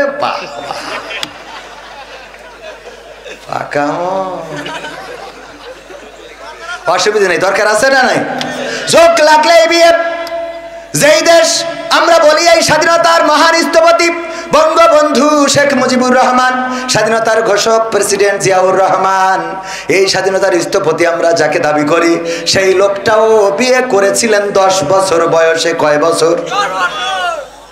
আমি শেখ হাসিনা বলছি, একটা বই পড়েছি, এই আমি শেখ মুজিবের মেয়ে, একটা বই আছে, এই বইয়ে আমি আগের প্রধানমন্ত্রী শেখ হাসিনার লেখা, নিজের লেখা বইয়ে পেয়েছি যে 10 বছর বয়সে বঙ্গবন্ধু শেখ মুজিবুর রহমান বিয়ে করেছেন। তাহলে 10 বছর বয়সে যদি আমাদের পিতা বিয়ে করতে পারে, বাচ্চারা বিয়ে করলে অসুবিধা কি? কথা কয় না, হ্যাঁ? আবার নিজের বিয়ের সময় ঠিকই দাদার ব্ল্যাকমেইল করি যে আব্বার বলিছে ছোট ভাইয়ের বিয়ে দিলি হয় না, বলছে তোর এখনো দিলাম না, ছোট ভাই তুমি বলছে এই কথা তো মুখে নিয়ে আসো না। কথা কি বুঝা গেছে? মানে নিজেরটা বলতে পারছে না, তা বলছে ছোট ভাইয়ের আব্বা ছোট ভাইয়ের বিয়ে দিলি হয় না, তো বলছে এখনো তো তোরই দিলাম না, তো ছোট বলছে এই কথা তো মুখে রেখায় নিয়ে আসো না। তার মানে ওর বিয়ের দরকার। তো এইভাবে যুক্তি বুদ্ধি করিয়ে তো বিয়ে করা লাগে, অথচ বাপের বিয়ে কিন্তু ঠিকই দাদার সাথে লাইন ঘাট করি তাড়াতাড়ি করে ফেলেছে। বলে যে প্রতিষ্ঠিত, কিসের প্রতিষ্ঠিত? বিয়ে করার পরে প্রতিষ্ঠিত হবে। কথা কয় না। গরুর কান্দে জল তুলে দিয়ে দেখেন টানতে পারে কিনা। গরু যে ষাঁড় গরু, এড়ে গরু আমাদের আঞ্চলিক ভাষায় আপনারা কি বলেন? এ কি ধরি পরে জল টানা শুরু করে? ওরে নাংলা বানানোর জন্য কয়দিন মাঠে নিয়ে গেছেন যে জল দিয়ে দিয়ে যে ভুই ষষ্ঠী হবে না সেটা চষি বেড়াইছেন। গাড়ি আপনার কোনটু যাওয়া লাগবে না তাও টানাইছেন ওই গরুটারে মানুষ বানানোর জন্য। তা আপনার এই ছেলে ওরে বিয়ে দেন, ও তো এমনি নাঙল টানবে। ও তা না করে কয় যে আগে প্রতিষ্ঠিত হোক, তারপরে ও প্রতিষ্ঠিত হচ্ছে তো গাঞ্জাখোর হয়ে বসে রয়েছে। এইসব কথাগুলো, এই যুবকদের কষ্টগুলো আমরা বুঝি রে ভাই। এই শীত পার হতে দেওয়া যাবে না। আল্লাহ কবুল করুন, বলেন আমিন। আর বিয়ে কোন বাপ দিচ্ছে না আমার সাথে বলবা। সেদিন একজন চিরকুট দিয়েছে, পাপ নাই হুজুর আমি এইটি পড়ি কিন্তু আমার আব্বা আমার বিয়ে দিতে চাই না, আব্বা এখানে আছে ওয়াজ করি দেন। আমি বললাম তোর আব্বা ডেকে নিয়ে স্টেজে আয়। আমি তোর আব্বা বিয়ে দেবে কি দেবে না, পরে পাশে ছিল একজন বলছে বিয়ের করার যদি অবিবাহিত হয় তাইলে 100 বেত্রাঘাত একটু কম আছে, যদি কেউ ধর্ষণ করে তাইলে তার শাস্তি কি? ডুডু ডুডু মালয়েশিয়া আডাওয়ারা, হ্যাঁ ডুডু মালয়েশিয়া সায়াতাওলা আলহামদুলিল্লাহ অনেকেই আছে মালয়েশিয়ায়, এই মনিরামপুরের লোক আছে এবং মনিরামপুরের বড় বড় ব্যবসায়ী রয়েছে, এমনকি সেকেন্ড হোম নিয়ে আছে মনিরামপুরের সন্তান আমাদের খায়রুল ভাই, পরিবার নিয়ে তো আছে হ্যাঁ অনেকেই আছে আলহামদুলিল্লাহ। তো এই যে এই কথা কেন বলতে গেলাম, তো কে জন্য বলতে গেলাম, কি একটা কথা বলতে চেয়ে বলিলাম, হ্যাঁ দেওয়ার ভাবি ও মালয়েশিয়ায় থাকে। এই যে দেখেন আমি ভুলে গেছি, ও ভাবির সাথে লাইন করে ফেলিছে, 3টের সময় গেছে, আমার ভাইরা খোঁজ রেখে রেখে একদিন যেই আটকাইছে, পিছনে একটা বেড়ার ভাঙাচোরা জায়গা ছিল, বেরোইছে জায়নামাজের পাটিতে বসা, জায়নামাজের পাটিতে সিজদায় পড়ে রয়েছে, ঘরের ঢুকেতে উঠেছে, এই ওট সিজদাতে বলছে আমি এখন আসমানে 7 আসমানে চলে গেছি ফিরে সিজদা দিয়ে আমার টেনে তুলছে, মানে কি আমি তাহাজ্জুদে বলছে, তুই তাহাজ্জুদ এটা তো জানি, তুই তো আল্লাহওয়ালা এটাও মানি, তুই তো পরহেজগার, কিন্তু তো স্যান্ডেল ভাবির খাটের তলে কেন? কথা বলেননি তো, স্যান্ডেল জোড়া ভাবির খাটের তলে কে? মানে তাড়াতাড়ি বেরোতে যাই তো স্যান্ডেল নিতে পারিনি। যারা এই দেশে ধর্ষণ বন্ধ করার কথা তারা ধর্ষণ বন্ধ করে না, জেনা বন্ধ করার কথা করে না, অথচ ব্যবসা করে। 1971 আমার মা বোনদের ধর্ষণ করা হলো, জেনা করা হলো, মা বোনদের ক্ষতি করা হলো, তাদের ইজ্জত নিয়ে ছিনিমিনি খেলা হলো, অথচ কার্যকারী পদক্ষেপ নেওয়া হয় নাই। আল্লাহ রাব্বুল আলামিন কার্যকারী পদক্ষেপ নেওয়ার জন্য কোরআন দিয়েছেন।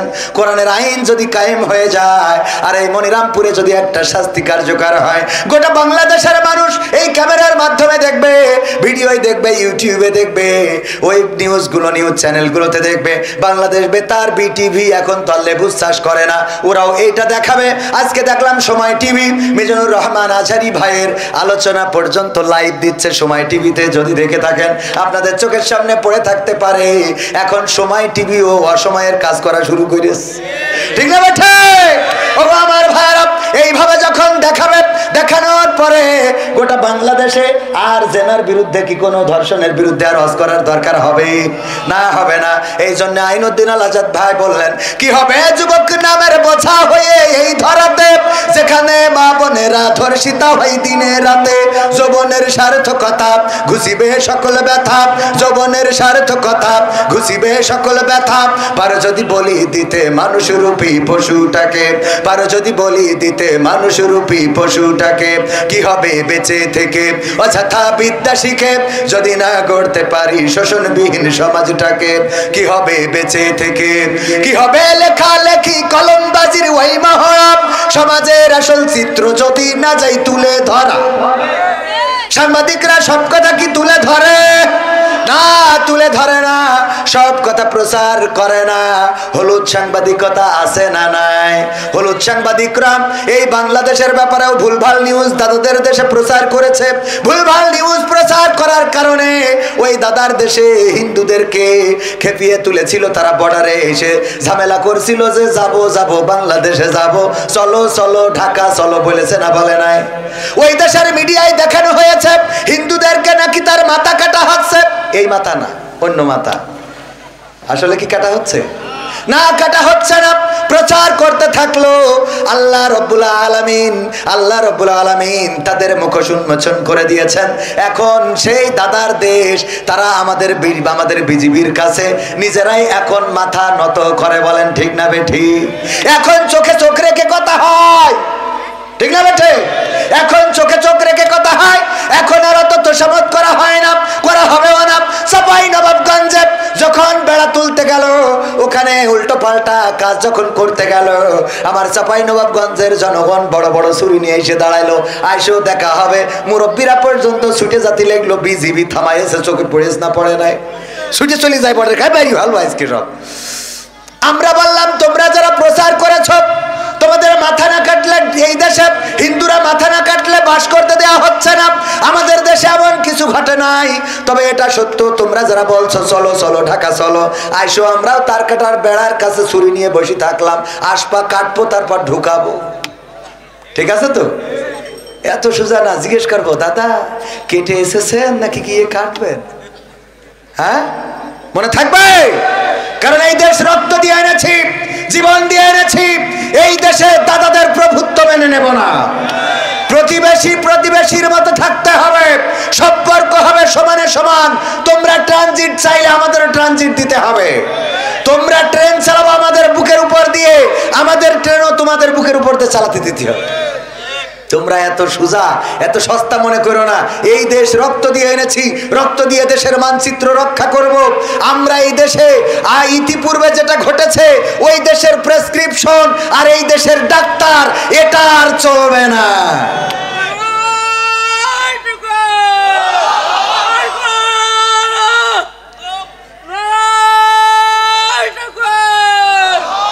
আলহামদুলিল্লাহ, আলহামদুলিল্লাহ। দেখেন দেখেন, এই মানুষটা প্রতিবন্ধী, তার মধ্যেও জিহাদি চেতনা আছে না নাই? এই মানুষগুলোকে মূল্যায়ন করবেন। এই মানুষগুলো দেখেন, ভালো করে কথা বলতে না পারলেও কারো মনে হয়নি স্লোগান দেওয়ার, ওর মধ্যে একটা স্প্রিয়া তৈরি হয়ে গেছে। এই আল্লাহ রাব্বুল আলামিন এই মানুষদেরকে কবুল করে নিন, সুস্থ করে দিন, বলেন আমিন। তো এই জন্য আমাদের এই দেশে, আমরা এই দেশের মানচিত্র এনেছি রক্ত দিয়ে, এই দেশের মানচিত্র রক্ত দিয়ে রক্ষা করবো। রাজি আছেন ইনশাআল্লাহ? আর দাদাদের প্রেসক্রিপশনে এই দেশ চলবে না। দাদাদের প্রোডাক্ট দাদাদের দেশে চলে গেছে। এই দেশে যারা আছে তারা দেশপ্রেমিক। দেশপ্রেমিকরা দেশ ছাড়ে না, তারা রক্ত দিয়ে প্রমাণ করে, ফাঁসির কাস্টে ঝুলে প্রমাণ করে, তারা জীবন দিয়ে প্রমাণ করে, জীবন দিতে রাজি, রক্ত দিতে রাজি, শহীদ হতে রাজি। কিন্তু আমরা বাংলাদেশের মানচিত্রের 1 ইঞ্চি মাটি ছেড়ে দিতে রাজি নয়। সেই তাওহীদি জনতা আছে না নাই? আছে না নাই? কিন্তু আমার দেশে এখনো ষড়যন্ত্র থেমে নাই। আমার অপর ভাইদেরকে বলেছে ক্ষমতায় আসলে দেশ স্বাভাবিক হয়ে যাবে, ভারতের সাথে সম্পর্ক স্বাভাবিক হয়ে যাবে। ব্যাস শুরু করে দিলেন আমাদের সাথে দ্বন্দ্ব। এই দ্বন্দ্ব করে লাভ নাই, কারণ তারা জানে কারা দেশ প্রেমিক আর কাদেরকে টাকা দিয়ে কিনা যায়। ঠিক না ঠিক? টাকা দিয়ে মুসলমানদের ইমান কিনা যায় না, আলেম ওলামার রক্ত কেনা যায় না, আলেম ওলামার ইমান বিক্রি করে না। এই দেশ থেকে আমার আলেম ওলামা সিদ্ধান্ত নিয়েছিল হিন্দুদের মন্দির পাহারা দেবে। দুর্গা পূজায় অনাকাঙ্ক্ষিত ঘটনা ঘটে নাই, বলেন ঠিক কিনা? সুতরাং আলেম ওলামারা এই দেশ রক্ষা করার জন্য সবচেয়ে উত্তম দেশপ্রেমিক হিসাবে মনে করি এই আলেমদের হাতে ক্ষমতার রাস্তা ছেড়ে দিয়ে দেখেন, দেশ ভালো থাকবে, জাতি ভালো থাকবে, মানুষ ভালো থাকবে। আর যারা ওই যে মিজানুর রহমান আজহারি ভাই বলেছিল যে একদল খেয়ে গেছে আর একদল খাইতে চাই, অমনি মাথা গরম হয়ে গেল। আমি বললাম, বলতেছে ওরা যার শোনা যাবে না। আমি বললাম আপনি বোঝেনই নাই কার কথা বলেছে, কোন দলের নাম ধরেছে? কয় না। আমি বললাম আসলে বোঝাতে চেয়েছে একদল খেয়ে গেছে মানে আওয়ামী লীগ খেয়ে গেছে, আর একদল খাওয়ার জন্য বসে আছে মানে জামাত ইসলাম খাওয়ার জন্য বসে আছে। বলছে আমারে পাগল বুঝাও কেন? এই জামাত ইসলামরা খায়। আমি বললাম আপনারা খান, আমরাও তো না। আমাদের নেতা বলেছে যে এইগুলো করা যাবে না। যদি করা না যায়, আপনি যদি করেন তাহলে আপনি তো নেতার কথাই মানেন না। কথা কয় না, আপনি তো নেতার কথাই মানেন না। কোন দলের নাম ধরা হয় নাই, শুধুমাত্র বলা হয়েছে একদল খেয়ে গেছে আর একদল খাওয়ার জন্য রেডি হয়ে আছে। এই খাওয়া দলটা হলো বাংলাদেশ সাদাবাজ পার্টি। ওটা বিএনপি না, আওয়ামী লীগ না, জামাত না, জাসদ না, বাসদ না, হেফাজত না। ওরা ওই করে খেয়ে বেড়ায়, ওরা সব সময় সুবিধা নিতে চায়, বলেন ঠিক কিনা? সুতরাং এদের বিরুদ্ধে দলমত নির্বিশেষে সবাই প্রতিবাদী হইতে হবে, তা না হইলে এই দেশ ভালো থাকবে কি হবে? লেখালেখি কলমবাজির ওই মহরব, সমাজের আসল চিত্র যদি না যাই তুলে ধরা। যদি ওই ঘুষের বলে কলমটা উল্টো চলে, যদি ওই হ্যালো কলে ক্যামেরা উল্টো বলে, তবে কি যাবে রোখা দুর্নীতিকে, তবে কি যাবে রোখা দুর্নীতিকে? কি হবে বেঁচে থেকে অযথা বিদ্যা শিখে যদি না গড়তে পারি শোষণবিহীন সমাজটাকে? কি হবে বেঁচে থেকে? কি হবে নামাজি রোজা ইমানদারির বড়াই করে কোরআনের কর্মীগুলো থাকে যদি কারাগারে? কি হবে নামাজ রোজা ইমানদারির বড়াই করে কোরআনের খাদেমগুলো থাকে যদি কারাগারে? মসজিদের কোণে বসে জিকির যত করো কইছি, জিকির আছে না নাই?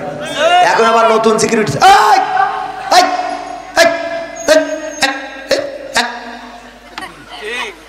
আছে না নাই?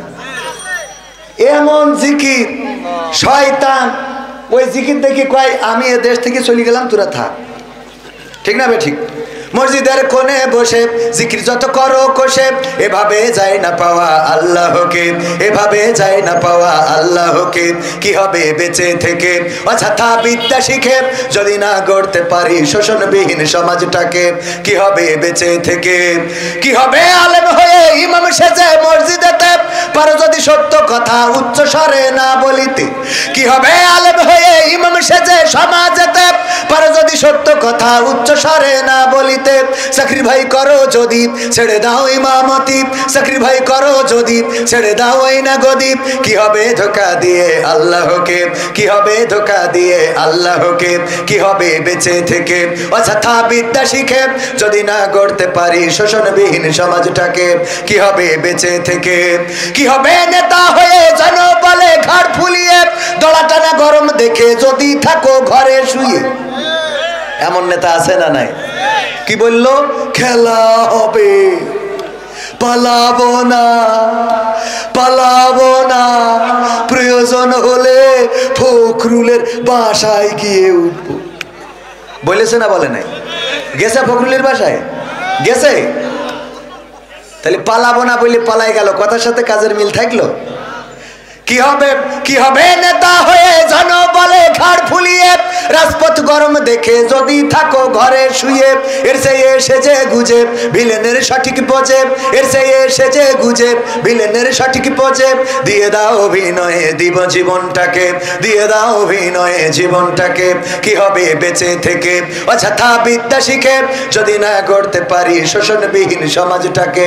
কি হবে বেঁচে থেকে? কি হবে পুরুষ হয়ে জন্ম নিয়ে বাংলাদেশে যদি যাই ক্ষমতাটা ঘুরে ফিরে নারীর হাতে, কি হবে পুরুষ হয়ে জন্ম নিয়ে এই দেশেতে যদি যাই ক্ষমতাটা ঘুরে ফিরে নারীর হাতে, কি বা জবাব দেবে, কিভাবে মুখ দেখাবে, কি বা জবাব দেবে, কিভাবে মুখ দেখাবে আমাদের আগামী সেই প্রজন্মকে, তোমাদের আগামী সেই প্রজন্মকে? কি হবে বেঁচে থেকে অযথা বিদ্যা শিখে যদি না গড়তে পারি শোষণবিহীন সমাজটাকে? কি হবে বেঁচে থেকে? কি হবে, কি হবে আকাশ ছোঁয়া বিলাসবহুল বাড়ি গাড়ি না খেয়ে কত মানুষ পরপারে দিচ্ছে পাড়ি? কি হবে আকাশ ছোঁয়া বিলাসবহুল বাড়ি গাড়ি না খেয়ে কত মানুষ পরপারে দিচ্ছে পাড়ি? আজরাইল আসবে যবে মাটিতেই পড়ে রবে, আজরাইল আসবে যবে মাটিতেই পড়ে রবে, কোনো কাজে লাগবে না ওই প্রাসাদটাকে, কোনো কাজে লাগবে না ওই প্রাসাদটাকে। কি হবে বেঁচে থেকে অযথা বিদ্যা শিখে যদি না গড়তে পারি শোষণবিহীন সমাজটাকে? কি হবে বেঁচে থেকে? এই সমাজ আওয়ামী লীগেরাও চাই, বিএনপিরাও চাই, এই সমাজ জামাতও চাই, জাসদ চাই, বাসদ চাই। কোন দল চাই নাই যে এই দেশে বৈষম্য থাকবে, কোন দল চাই নাই এই দেশে শোষণ হবে। পাকিস্তানিরা শোষণ করত, তারা আমাদের উপরে জুলুম করত, আমাদেরকে মারত ধরতো বলেই 1971-এ আমরা স্বাধীনতা যুদ্ধ করলাম, আর স্বাধীনতা যুদ্ধ করে একটা শোষণ মুক্ত সমাজ গড়তে চাইলাম। 1971 থেকে 75 যে ক্ষমতায় আসলো সে শোষণ মুক্ত করলো না। তারপরে এরশাদ আসলো, জিয়াউর রহমান আসলো, না শোষণ মুক্ত হলো না। এরপরে এরশাদ আসলো, না শোষণ মুক্ত হলো না। খালেদা জিয়া আসলো, না শোষণ মুক্ত হলো না। আবার শেখ হাসিনা আসলো, তাও হলো না। তারপরে আবার খালেদা জিয়া জামাত ইসলাম সহ আসলো, তাও হলো না। এরপরে আবার শেখ হাসিনা আসলো, 16টা বছর, 15.5-16 বছর ক্ষমতা ধরে থাকলো, তাও শোষণ মুক্ত হলো না। এখনো কি শোষণ মুক্ত হয়েছে নাকি? শোষণ মুক্ত ততদিন হবে না। আপনি নোকিয়ার চার্জার নিয়ে আইফোনের মধ্যে ঢুকালে কি চার্জ হবে? চার্জ হবে? নোকিয়ার চার্জার যেমন আইফোনে ঢুকাইলে চার্জ হবে না, আইফোনের চার্জার যেমন নোকিয়ায় ঢুকাইলে চার্জ হবে না, তেমনি ভাবে আল্লাহর সৃষ্টি করা দুনিয়ায় আল্লাহর আইনের বাইরে যদি মানব রচিত কোনো আইন দিয়ে দেশ চালাতে চান, তাইলে সেই দেশে শান্তি হবে। শান্তি হবে।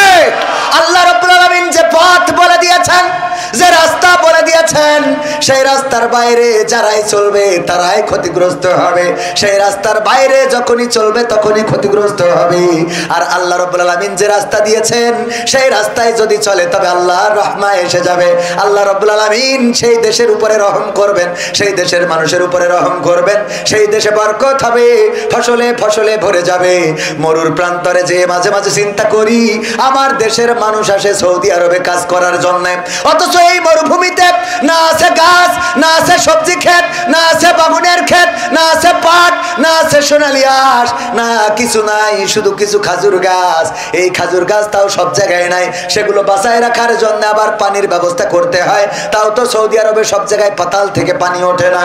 যেই দেশ এত মরুভূমি, এত পাহাড়, এত পাথর, সেই দেশে আল্লাহ এত বরকত দিলেন যে বিশ্বের অন্য অন্য দেশ থেকে সেই দেশে কামলা খাটতে যাওয়া লাগে। ঠিক না বেঠে? কেন দিলেন? আল্লাহ রাব্বুল আলামিন আইন কানুন মেনে চলার কারণে বিশ্বকাপের আয়োজন করলো কাতার। দেখেছেন না দেখেন নাই? কাতারে বিশ্বকাপের আয়োজন করে সেখানে কোরআন, আল্লাহ রাসূলের হাদিস সুন্দরভাবে প্রচার করার জন্য, ইসলাম প্রচার করার জন্য উন্মুক্ত করে দিলেন। কোরআন দিলেন ফ্রিতে। ওই জায়গায় ফুটবল খেলা দেখতে এসে অসংখ্য অমুসলিম ইসলাম কবুল করেছে না করে নাই? কোরআন তেলাওয়াত দিয়ে বিশ্বকাপের খেলা উদ্বোধন করেছিল। ওগো আমার ভাইরা, কাতারে যেও দেখলাম সে দেশটাও মরুভূমি, মরুর প্রান্তর, সেখানে গাছ বাঁচানোর জন্য সরকার কত লাখ লাখ টাকা ব্যয় করে। সেই জায়গায় আমাদের দেশের মানুষ যায়। কাতারে এত বরকত কি করে হলো? আল্লাহ রাব্বুল আলামিন বরকত ঢেলে দিয়েছেন। এমনি ভাবে কুয়েতে গেলাম, সেখানেও একই অবস্থা। বাহরাইনে দেখলাম, তাও একই অবস্থা। এইসব দেশগুলোতে আমাদের দেশের লোক আছে না নাই? কথা কয় না, আছে না নাই? আল্লাহ বরকত ঢেলে দিয়েছেন। আল্লাহ বরকত তখনই দেবেন, দেখবেন একজন মসজিদের ইমাম 5,000 টাকা 10,000 টাকা বেতন পায়, সেই বেতনে তার সংসার চলে যায়। অথচ ঘুষ খেয়ে, সুদ খেয়ে কত লাখ লাখ টাকা ইনকাম করে, সেই টাকায় বরকত হয় না। আজকে মাগরিবের নামাজ পড়ার পরে আমাদের একজন ভাই আমাকে নামাজ শেষে বলল, ভাই আগে আমি মাছ চুরি করতাম, বিল থেকে মাছ চুরি করে বিক্রি করতাম, এইগুলো বিভিন্নভাবে টাকা জমা করার পরে আমি দেখলাম আমার গোয়ালের গরু মারা গেল। আমি এক সিজনে মাছ বিক্রি করলাম, 1 লাখ টাকাও হয় নাই, 2 লাখ টাকার গরু গোয়াল থেকে মারা গেল আজকে মাগরিবের কথা। আল্লাহি আল্লাহর কসম করে বলছি, তিনি যদি এই ওয়াজ শোনেন তাইলে বুঝবে যে তার ওয়াজটা আমি করেছি। আজকে মাগরিবের নামাজের পরে আমাকে বলতেছে, আগে যখন মাছ চুরি করতাম তখন বরকত ছিল না, কোনো না কোনো ক্ষতির মধ্যে পড়ে যেতাম। আমি যখন ইসলামী আন্দোলনের পথে আসলাম, যখন কোরআনের পথে আসলাম, নামাজি হইলাম, রোজাদার হইলাম, এখন আল্লাহর পথে চলি, আল্লাহ এতটাই বরকত দিয়েছেন। 2টা ছেলে মালয়েশিয়ায় পাঠাইছি, ওরা টাকা পাঠায় আর আমি এখন জমি কিনি। আল্লাহ বরকত দিয়েছেন। আজকের কথা যদি বলেন যে কে তার দেখবো, আমি তারও দেখা দিতে পারবো আমার গ্রামে, আপনি যাবেন। আজকে মাগরিবের নামাজের কথা, এভাবে অসংখ্য ঘটনা আছে। বরকত দেন কে? আল্লাহ বরকত ঢেলে দেন। ফাযকুরুনি আযকুরুকুম ওয়াশকুরুলি ওয়ালা তাকফুরুন। আল্লাহ বললেন তোমরা আমাকে স্মরণ করো, আমিও তোমাদের স্মরণ করব। তোমরা আমার জিকির করো, আমি তোমাদের স্মরণ করব। আর আমার নিয়ামত পাওয়ার পরে অকৃতজ্ঞ হয়ো না। আল্লাহর নিয়ামত পাওয়ার পরে যারা শুকরিয়া আদায় করে, আল্লাহ রাব্বুল আলামিন নিয়ামত বাড়িয়ে দেন। আলোচনা যেটা করছিলাম, আল্লাহর জমিন যিনি সৃষ্টি করেছেন, তিনি কিছু নিয়ম কানুনও বলে দিয়েছেন। সেই নিয়মের বাইরে চললে শান্তি আসবে না। সেই নিয়মে যদি চলতে হয়, এই আল্লাহর জমিন, আল্লাহর দিন, আল্লাহর কোরআন কায়েম করার দরকার আছে না নাই? আল্লাহর কোরআন যদি কায়েম হয়ে যায়, চোর চুরি করলে হাত কেটে দেওয়া। আমি কবির বিন সামাদেশে যদি কাটা হাত দিয়ে ওয়াজ করতাম, ভাইয়েরা চুরি করা যাবে না। আপনারা বলতেন হুজুর আপনার হাতের এই অবস্থা কেন? আমি বলতাম আকমাড়াই করতে যে হাতটা চলে গিয়েছিল মেশিনের মধ্যে, আর ডাক্তার কেটে দিয়েছিল 17,250 বেড থেকে। আপনারা বলবেন হুজুর যাই বলেন তাই বলেন, আপনি কিন্তু এককালে চোর ছিলেন, এত লুকানোর কোনো দরকার নাই। ঠিক না বেঠে? এক হাত কাটলে সব ভালো হয়ে যাবে। ও আমার ভাইয়েরা, যদি কেউ চিন্তাই করে তাইলে এক পাশের হাত অপর পাশের পা কেটে দাও। আল্লাহর কোরআনের এই আইন যদি কায়েম হয়ে যায়, ওয়াজ করে বলা লাগবে না। সংসদ থেকে এই আইন যখন কায়েম হয়ে যাবে, ছিনতাইকারীদের যখন হাত পা কাটা হবে, তখন এই বাংলাদেশে আর গরু পাহারা দেওয়ার জন্য গোয়াল ঘরে, ওই গোয়াল ঘরে তালা লাগানো লাগবে না, লাইট জ্বালানো লাগবে না, সিসি ক্যামেরা লাগানো লাগবে না। রাস্তায় রাস্তায় বাঁশ ফেলে দিয়ে পাহারা দেওয়ার দরকার কি হবে? না, দরকার হবে না।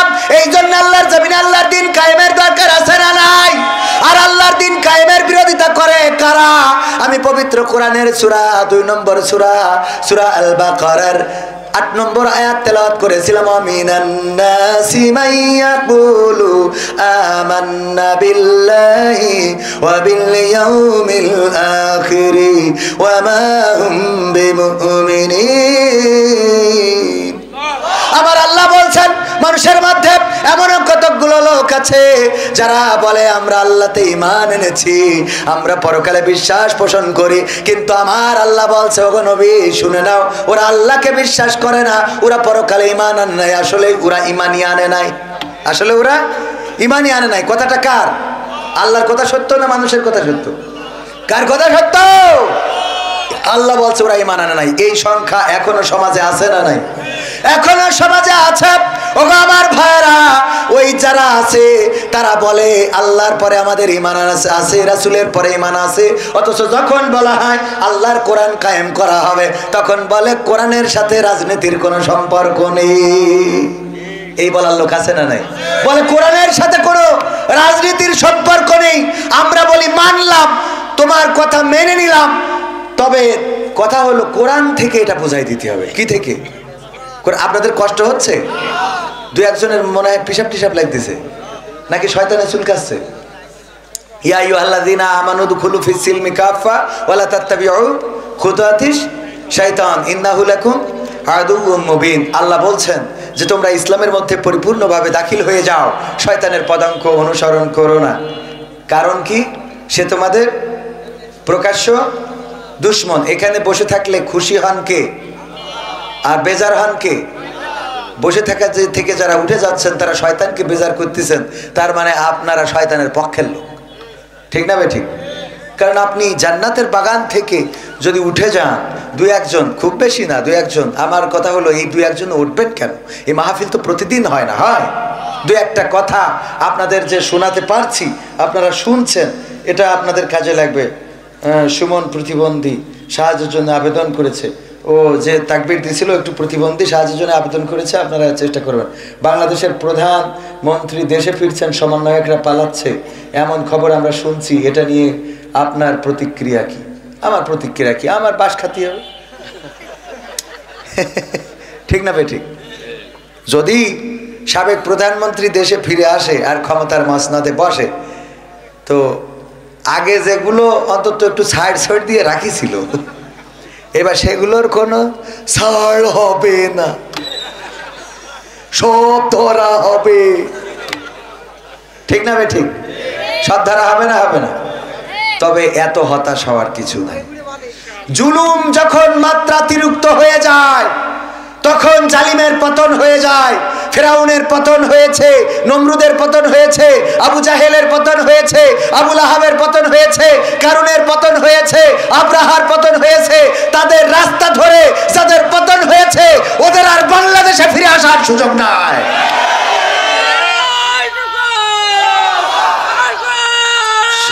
সম্মানিত ভাইয়েরা, সম্মানিত ভাইয়েরা, সম্মানিত ভাইয়েরা, এই যে ফিরে আসার যে অপপ্রচার প্রোপাগান্ডা চালাচ্ছে, তারা মাঝে মাঝে একটু ঝাঁকুনি দিয়ে দেখতে চায় যে তাদের কর্মীরা ঠিক আছে কিনা। তো কর্মী কিছু এখনো তো ঠিক আছে বলে, আগেই তো ভালো ছিলাম। তাদেরকে বলতে চাই, তোদের সংসদ ধরে সব পালিয়ে গেল, এরপরেও এই দলের পক্ষে যারা কথা বলিস, তোদের লজ্জা আর কোনোভাবে দেওয়া সম্ভব না। ঠিক না? ঠিক। আমাদের মাহমুদুল হাসান জিহাদি ভাই বলতো, ওয়াজ করি বাড়ি যাচ্ছে, দেখে যে এই মোড়ের মাথায় একজন পায়খানা করতেছে। তো তখন তো মোটর সাইকেলে ওয়াজ করে বেড়াতে, মনে আছে? মাহমুদুল হাসান জিহাদির নাম শুনেছেন আপনারা? মারা গেছে রাহিমাহুল্লাহ, আল্লাহ তার কবরকে জান্নাতের বাগান বানান। আমার আব্বার সাথে বক্তা। তো উনি বলতেছে, একটু লজ্জা দেওয়ার জন্য কি করলাম, মোটর সাইকেলের হ্যান্ডেলটা ঘোরায় ধরেছি, ধরি যাতে ও একটু লজ্জা পায় যে আজ জীবনে যেন রাস্তার পাশে এই কাজ না করে। ও করিস কি লুঙ্গি থুইলে মুখ ঢেকে চুপচাপ বসে আছে, যে নিষেধতে যা হয় হোক, উপরে যেন কেউ না থাকে। কথা কি বোঝা গেছে? নিষেধতে যা হয় হোক, উপরে যেন কেউ না দেখে। তো এদের লজ্জা শরম ওই লাইট মেরেও হবে না। কথা কয় না?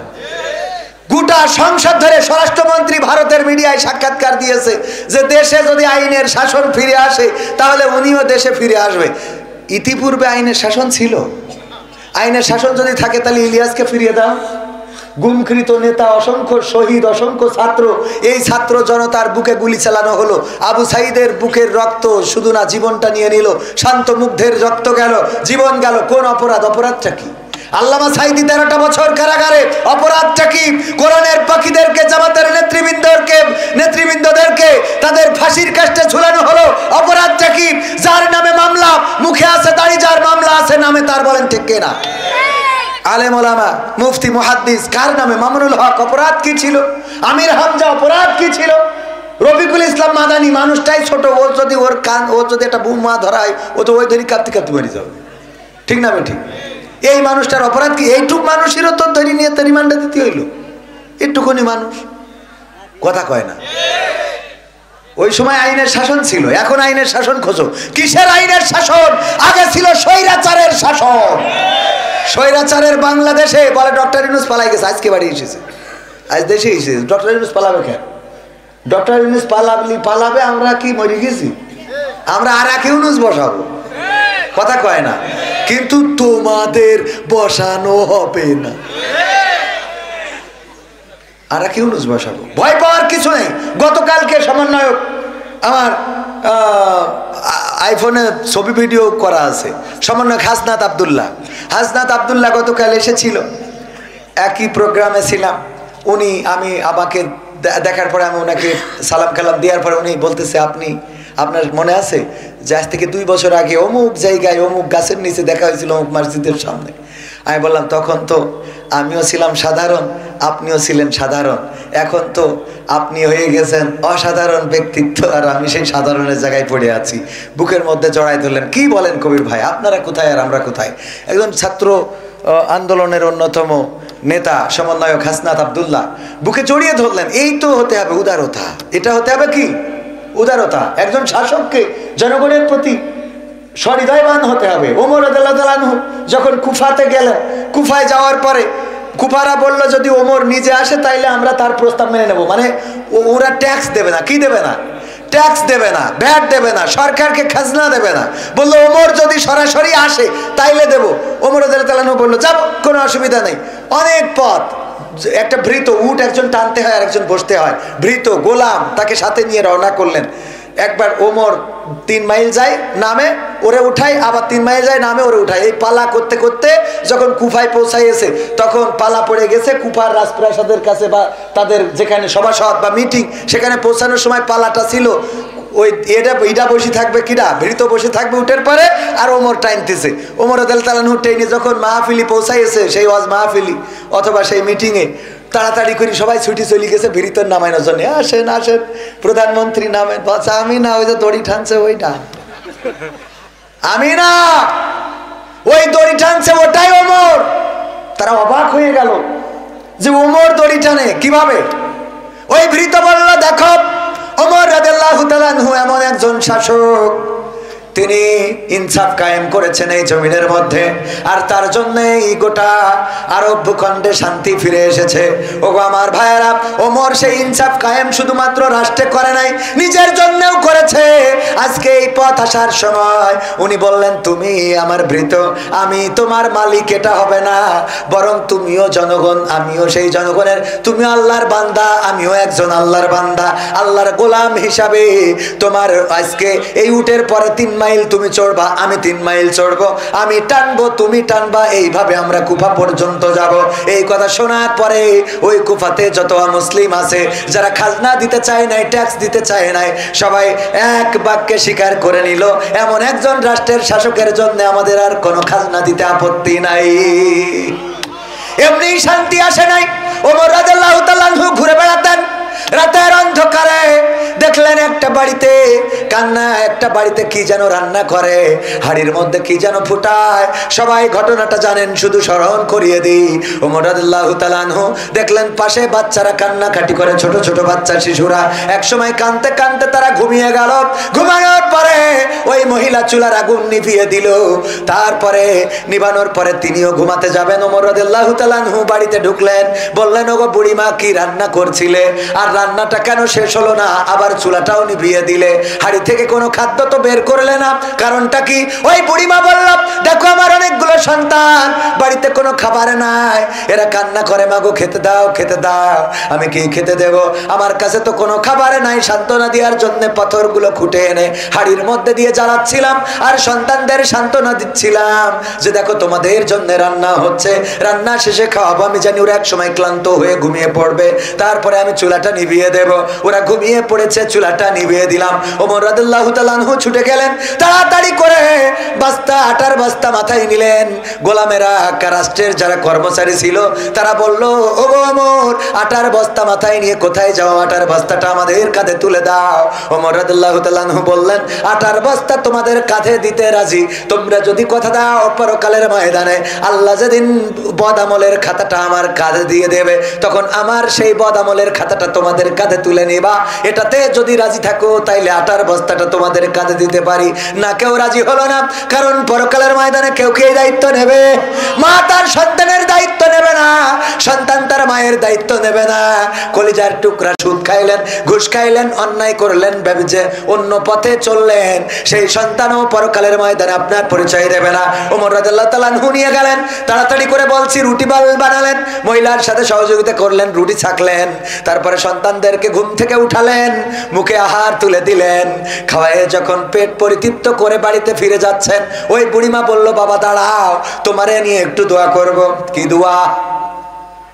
দুটি হাত তুললেন আল্লাহর কাছে, বললেন ওগো আল্লাহ, এই রাষ্ট্রে তুমি ওমরকে খলিফা না বানায় যদি তুমি এমন একজন ব্যক্তিকে রাষ্ট্রের খলিফা বানাতে, তাইলে এই রাষ্ট্রের অবস্থাটা অনেক বড় পরিবর্তন হয়ে যেত। ওমর রাদিয়াল্লাহু তাআলা আনহু বললেন আমিন। ওমর রাদিয়াল্লাহু তাআলা আনহু কি বললেন? তারপরে কি করলেন? বুড়িমাকে বললেন আগামীকালকে ওমরের দরবারে আসবা, সেখানে আমি থাকবো। পরের দিন বুড়িমা যেয়ে দেখলো যে ব্যক্তিটি আটা বেলে দিয়ে রুটি বানিয়েছে, যেই ব্যক্তিটি বাচ্চাদের উঠায়ে মুখে খাবার তুলে দিয়েছে, যেই ব্যক্তিটির জন্য দোয়া করেছিল আল্লাহ তুমি এই রাষ্ট্রে ওমরের মতো খলিফা না বানায় এই ব্যক্তিটারে বানাও, সেই ব্যক্তি আজকে রাষ্ট্রের চেয়ারে বসা। আল্লাহ, এমন রাষ্ট্র প্রধান লাগবে। একজন জমিনের ফতোয়া নিতে গেছে, জমিনের অ্যাডভোকেট কাছে যায় না, অ্যাডভোকেটের কাছে অনেক বিষয় নিয়ে যায়। ওমর রাদিয়াল্লাহু তাআলা তখন পানি আনতে যাচ্ছিল, তো ওই পানি আনতে গেছে, এই সময় যে খুঁজেছে বললো ওমর তো পানি আনতে গেছে রাদিয়াল্লাহু তাআলা। তো পানি নিয়ে আসার পথে বললো কোন পথে গেছে? এই পথে। ওমর রাদিয়াল্লাহু তাআলা তখন একটা ভিজা পাত্র পানি নিয়ে আসতেছেন, কাঁধের উপরে পাত্রটা। বললো যে ওমর রাদিয়াল্লাহু তাআলা আসছি একটা ফতোয়া নেওয়ার জন্য। বললো যে ঠিক আছে বলেন। তো বললো আপনি এভাবে পানির পাত্র কাঁধে নিয়ে কথা বলবেন, এটা কেমন হয়ে যায়, পাত্রটা নামিয়ে রেখে তারপরে কথা বলেন। তো উনি বসলেন, বসে এভাবে উবি দিয়ে বসে পানির পাত্রটা রেখেছে কিসের উপরে? হাঁটুর উপরে। কোথায়? হাঁটুর উপরে। ওই ব্যক্তি বললেন যে ওমর এই পাত্রটা হাঁটুর উপরে রাখা এটাও তো কষ্টের, আপনি একটু নিচে নামিয়ে রাখেন, তারপরে রিল্যাক্সে কথা বলি। ওমর রাদিয়াল্লাহু তাআলা বললো তুমি কি দেখো না যে এই পাত্রটা ভেজা, এবং আমি যেখানে দাঁড়িয়েছি এই জমিনটা আমাদের কারো না, আমরা এর মালিক না। এই পাত্রটা এখানে যদি নামাই এর নিচে কিছু বালু লেগে যাবে, কিছু মাটি লেগে যাবে, যেই বালু মাটি আমার এই পানির পাত্রের সাথে আমার বাড়িতে চলে যাবে। পরকালে আল্লাহ যদি বলেন যে অমুকের জমির মাটি তোমার বাড়িতে নিয়ে আসছিলে পানির পাত্রে করে, আমি কি হিসাব দেব? আল্লাহু আকবার বলবেন না? ওই লোকটি উঠে হাঁটা দিয়েছে, উঠে চলে যাচ্ছেন। ওমর রাদিয়াল্লাহু তাআলা ডাক দিলেন, এই শোনো, তুমি তো ফতোয়া নিতে এসেছিলে, তোমার ফতোয়া তো দেয়াই হয় না, তুমি তো জিজ্ঞেসই করো নাই। কয় ওমর আমি উত্তর পেয়ে গেছি, আর দরকার নাই। কি করে উত্তর পাইলে? ওমর আমি একজনের জমি একটু দখল করে নিতে চাচ্ছিলাম, মানে আমার স্বার্থের জন্য আমি একজনের জমি, এক এতিমের জমি, যে কোনো জমি আমি একটু বেইনসাফি করে জমি নিয়ে নিতে চাচ্ছিলাম। বেইনসাফি, জবরদখল বলেন, অল্টারনেট বলেন, যে কোনোভাবে সে বেইনসাফি করে নিতে চাচ্ছিল। তো আমি দেখলাম সামান্য বালু কণা, আপনি এটাও পরকালের ময়দানে হিসাব দিয়ে আর ভয় করেন, সুতরাং আমি ওই জমি আর কেমনে নি? কথা বোঝেননি? প্র্যাকটিস তো নিজেদের মধ্যে থাকতে হবে। আবু সাইদ, মুহাদ্দিস আবু সাইদের নাম শুনেছেন না? উনি আসতেছেন নৌকায় করে। কিসে করে? নৌকায় করে। তখন উনি চেয়ারম্যান, বাঁকড়ার চেয়ারম্যান, তখন এমপি হয় নাই। নৌকায় করে আসতেছেন, আসার পথে রোজার মাস খুরমা দিয়েছে রাষ্ট্রীয়ভাবে, জিকর কাছা থেকে নিয়ে ফিরতেছেন। নৌকার পরে মাগরিবের আজান হয়ে গেছে, উনি এক গেড়ো পানি নিলেন, কপোতাক্ষ নদী থেকে ইফতার করলেন।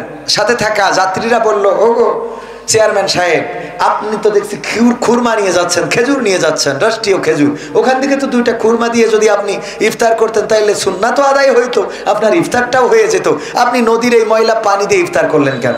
মুহাদ্দিস আবু সাঈদ ওই দিন জবাব দিয়ে বলেছিল, আমি যেটা নিয়ে যাচ্ছি এটা রাষ্ট্রের সম্পদ এবং এটা জনগণের অধিকার, এখান থেকে একটা খুরমা বের করে খাওয়ার মতো এখতিয়ার আল্লাহ রাব্বুল আলামিন আমাকে দেয় নাই, সুতরাং এই খুরমা খাওয়ার যোগ্যতা আমার নাই, এটা খাওয়ার অধিকার আমার নাই।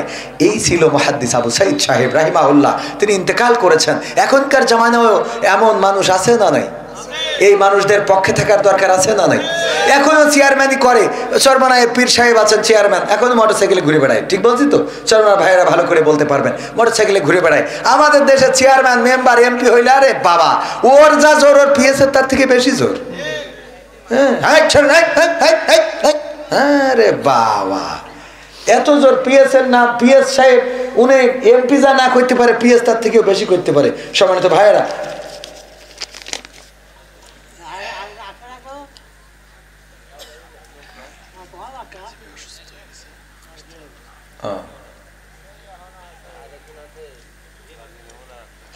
এটা দুঃখজনক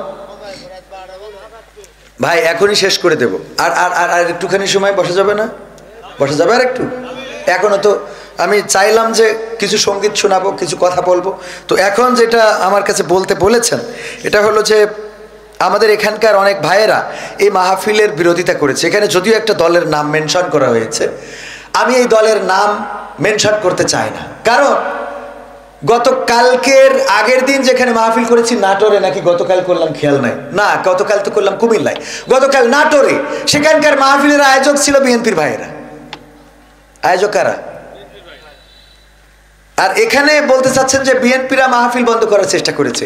আসলে এটা দলের দোষ না। কিসের দোষ না? কথা কয় না, এটা দলের দোষ না। এই জন্যে আমি বলবো যে এই কাজ যারা করেছেন এটা তাদের ব্যক্তি প্রবলেম। আর বিএনপির এমন কোনো দিক নির্দেশনা নাই যে কোরআনের মাহফিল বন্ধ করতে হবে, মাহফিল করতে দেওয়া হবে না, এই জাতীয় দিক নির্দেশনা নাই।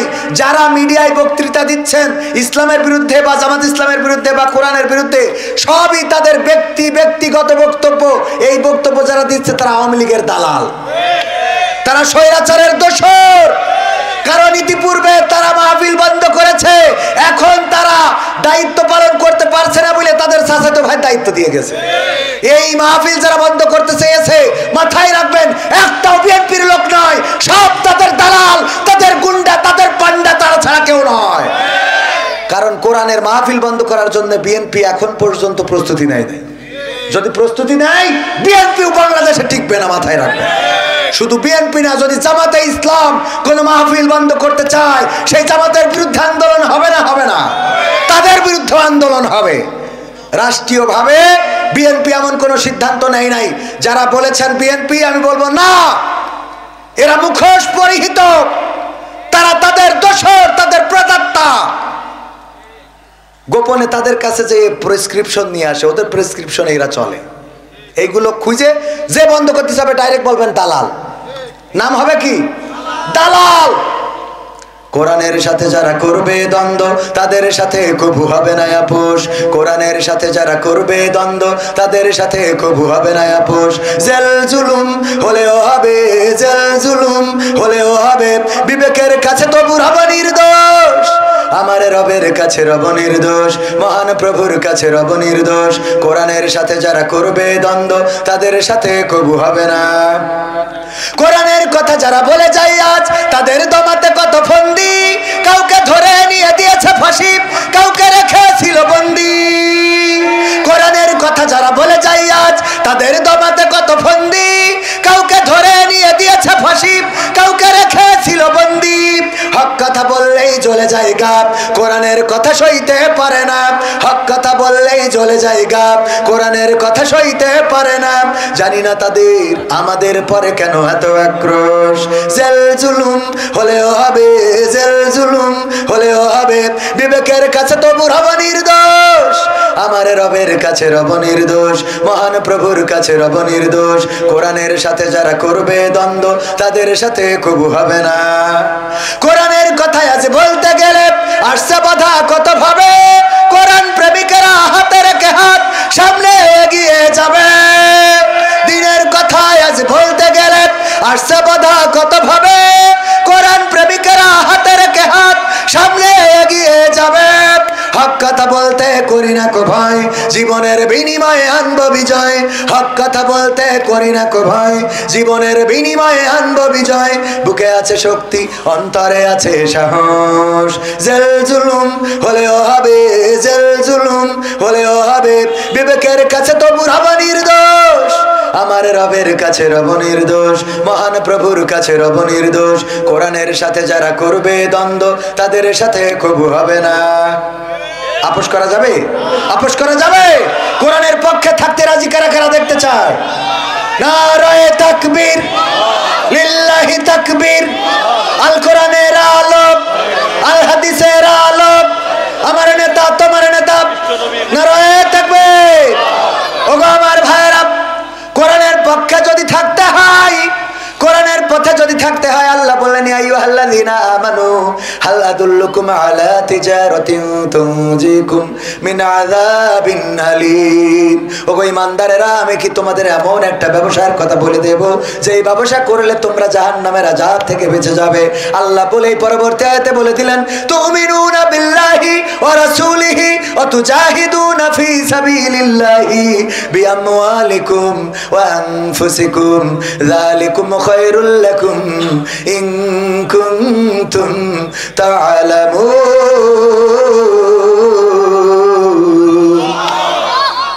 এই কথাটুকু বললে শুনতে কষ্ট হয়ে যাবে, থাকা যাবে আর একটু সময়? ভাইরা আমার, আল্লাহ রাব্বুল আলামিন বললেন সেই ব্যবসাটা হলো আমি আল্লাহর প্রতি ঈমান আনতে হবে। হবে, আমার রাসূলের প্রতি ঈমান আনতে হবে। আর আমি তোমাদের যে মাল দিয়েছি বিআমওয়ালিকুম ওয়া আনফুসিকুম, এবং তোমাদের যে জান দিলাম, সেই জান মাল দিয়ে আমার দিন কায়েমের জন্য, আমার জমিনে আমার দিন প্রতিষ্ঠার জন্য সংগ্রাম করতে হবে। এই দায়িত্ব দিয়েছেন কে? চিল্লায়ে বলেন, দায়িত্ব দিয়েছেন কে? এই দায়িত্ব পালন করার দরকার আছে না নাই? এই দায়িত্ব যদি পালন করতে হয়, আমার খোজালি যুব সংঘ, খোজালিপুর যুব উন্নয়ন কি খোজালিপুর যুব উন্নয়ন সংঘ এই 3 বছর ধরে সমাজের অনেক কাজ করে যাচ্ছেন। আমার মা বোনেরা পর্দার অন্তরালে আছেন, তাদের ব্যাপারেও দু একটা কথা বলা দরকার। মা বোনেরা এসেছেন, মা বোনদের জন্য একটু ওয়াজ করা দরকার। আবার ওই যে ওবায়দুল কাদের কাকার গানটাও এখনো গাওয়া হয় নাই, শোনার দরকার আছে না নাই? এমপিরা সব কোথায় গেল? শোনাবো? শুনবেন শোনাবো, কিন্তু তার আগে একটুখানি আপনাদের কাছে দাবি, খোজালিপুর দক্ষিণ পাড়া যুব উন্নয়ন সংঘ এরা অনেক কষ্ট করে, অনেক পরিশ্রম করে, দিন রাত পরিশ্রম করে, বিদেশে খাটে, তারপরেও কিছু অংশ জমা করে করে সমাজের ভালো ভালো কাজের সাথে সম্পৃক্ত আছে, ভালো ভালো কাজের সাথে তারা জড়িত আছে।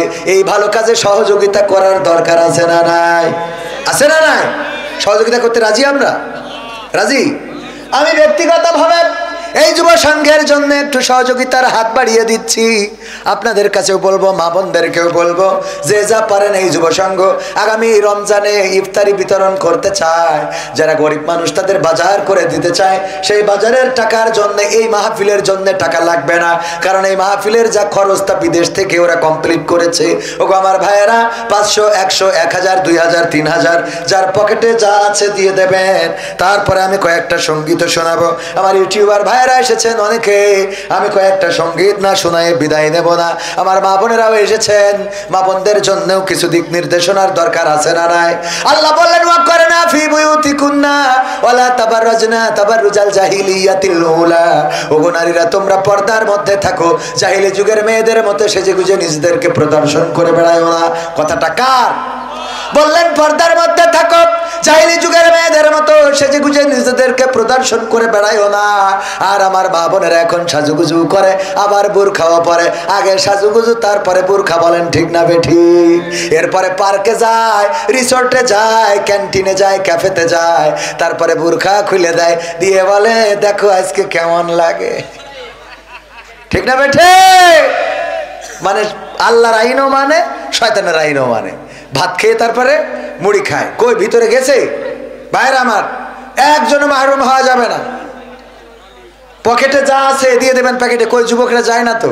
এটা গেলেই তারপরে আমি কয়েকটা মা বোনদের মধ্যেও যান, যা আছে পকেটে দিয়ে দেবেন প্যাকেটে, কেউ মাহরুম হওয়া যাবে না। যুবকদের জন্য সহযোগিতা করবেন, 500, 100, 1000, 2000, 3000 আমার হাতেও যদি কেউ দিতে চান দিতে পারেন, দোয়া করে দেব। মুসাফির মানুষ, ওগো আমার ভাইয়েরা, পরের জায়গা পরের জমি ঘর বানায় আমরা রই, আমরা তো এই ঘরের মালিক নই।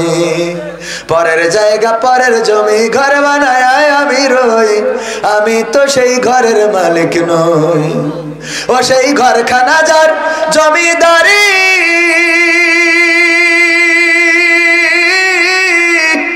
আমি পাই না তাহার হুকুমদারি। ও সেই ঘরখানা যার জমিদারি, আমি পাই না তাহার হুকুমদারি। আমি পাই না জমিদারের দেখা, পাই না জমিদারের দেখা, মনের দুঃখ কারে কই, আমরা তো সেই ঘরের মালিক নই। পরের জায়গা পরের জমি ঘর বানায় আমরা রই, আমরা তো সেই ঘরের মালিক নই। জমিদারের ইচ্ছা মতো দেই না জমি চাষ, তাই তো ফসল ফলে না রে দুঃখ 12 মাস। জমিদারের ইচ্ছা মতো দেই না জমি চাষ, তাই তো ফসল ফলে না রে দুঃখ 12 মাস। আমি খাজনা পাতি সবই দিলাম, তবু জমি আমার হয় যে নিলাম। আমি খাজনা পাতি সবই দিলাম, তবু জমি আমার হয় যে নিলাম।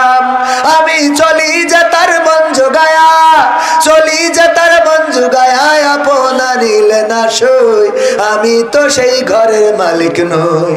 পরের জায়গা পরের জমি ঘর বানায় আমরা রই, আমরা তো সেই ঘরের মালিক নই, আমরা তো সেই ঘরের মালিক নই, আমরা তো সেই ঘরের মালিক নই।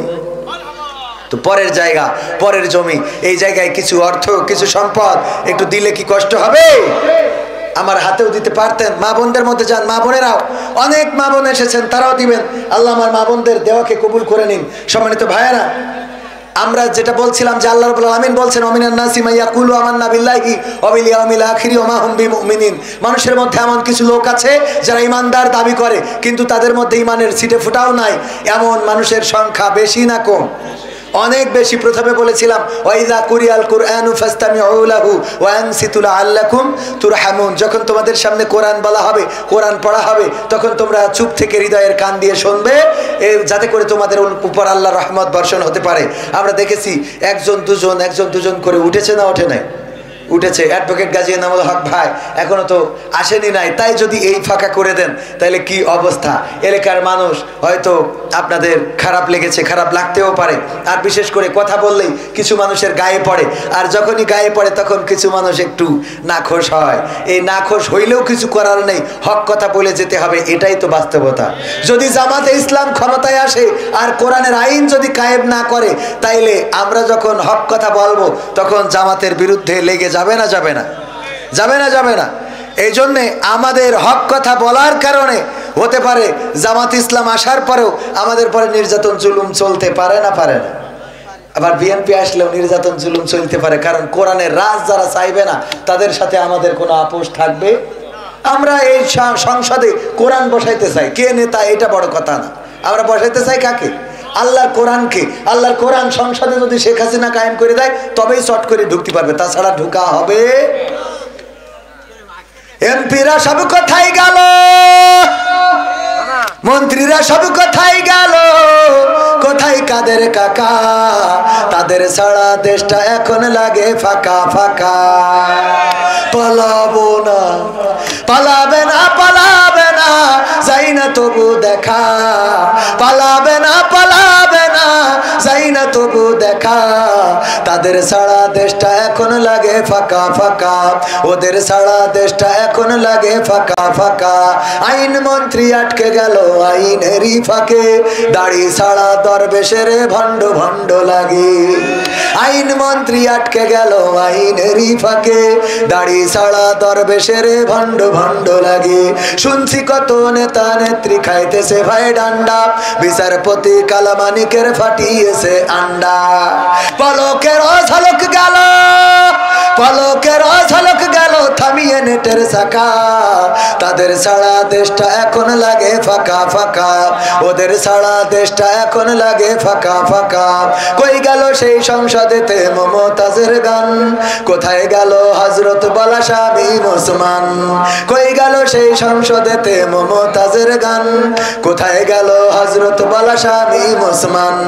ইনু মেনন দীপু মনি আছে কারাগারে, বাপ করিলেও পাপ কখনো ছাড়ে কি আর তারে। কোথায় গেল স্পিকারের, কোথায় গেল স্পিকারের দৃষ্টি আঁকা বাঁকা? তাদের ছাড়া দেশটা এখন লাগে ফাঁকা ফাঁকা, ওদের ছাড়া দেশটা এখন লাগে ফাঁকা ফাঁকা। কোথায় গেল আরাফাত আর ব্যারিস্টার সুমন?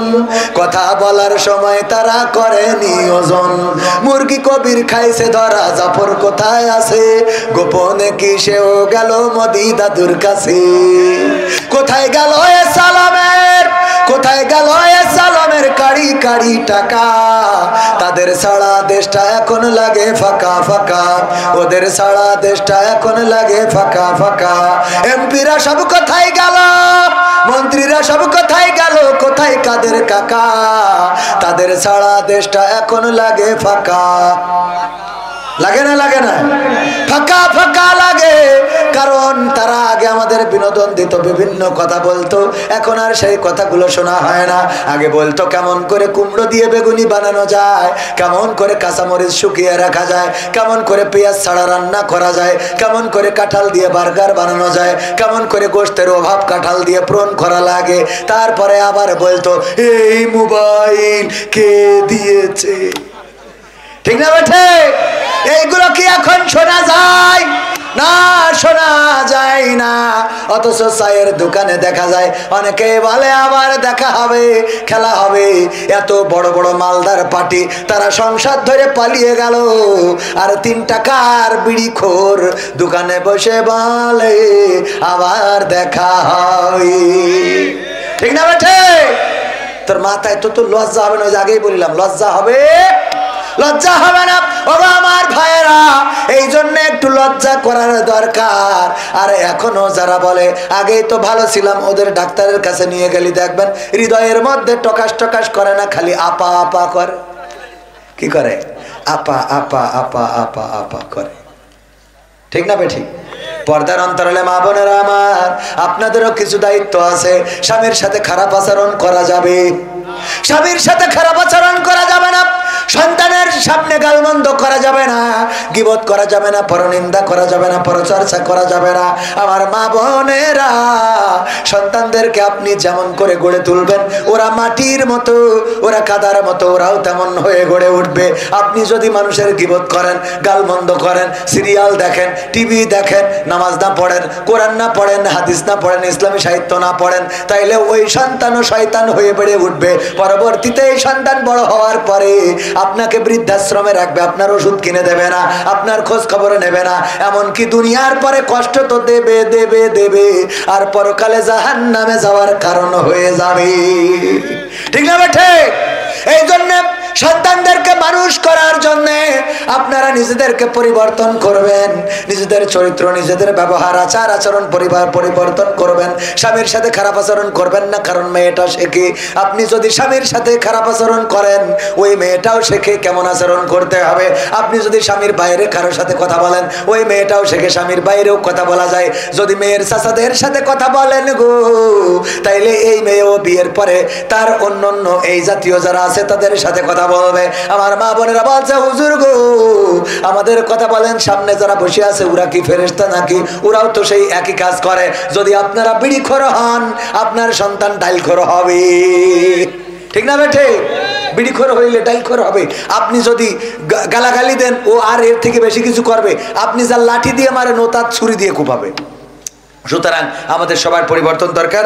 আল্লাহ আমাদের হেফাজত করুন। সম্মানিত ভাইয়েরা, মুহতারাম গাজী অ্যাডভোকেট এনাম আঙ্কেল, আমাদের শ্রদ্ধাভাজন ওস্তাদজি, উনি হঠাৎ অসুস্থ হয়ে পড়ার কারণে আজকে আমাদের প্রোগ্রামে আসতে পারছেন না। সবার কাছে দোয়া চেয়েছেন, আমরা দোয়া করি আল্লাহ রাব্বুল আলামিন আমাদের মুহতারামকে সুস্থতা দান করুন, বলেন আমিন। আলহামদুলিল্লাহি রাব্বিল আলামিন।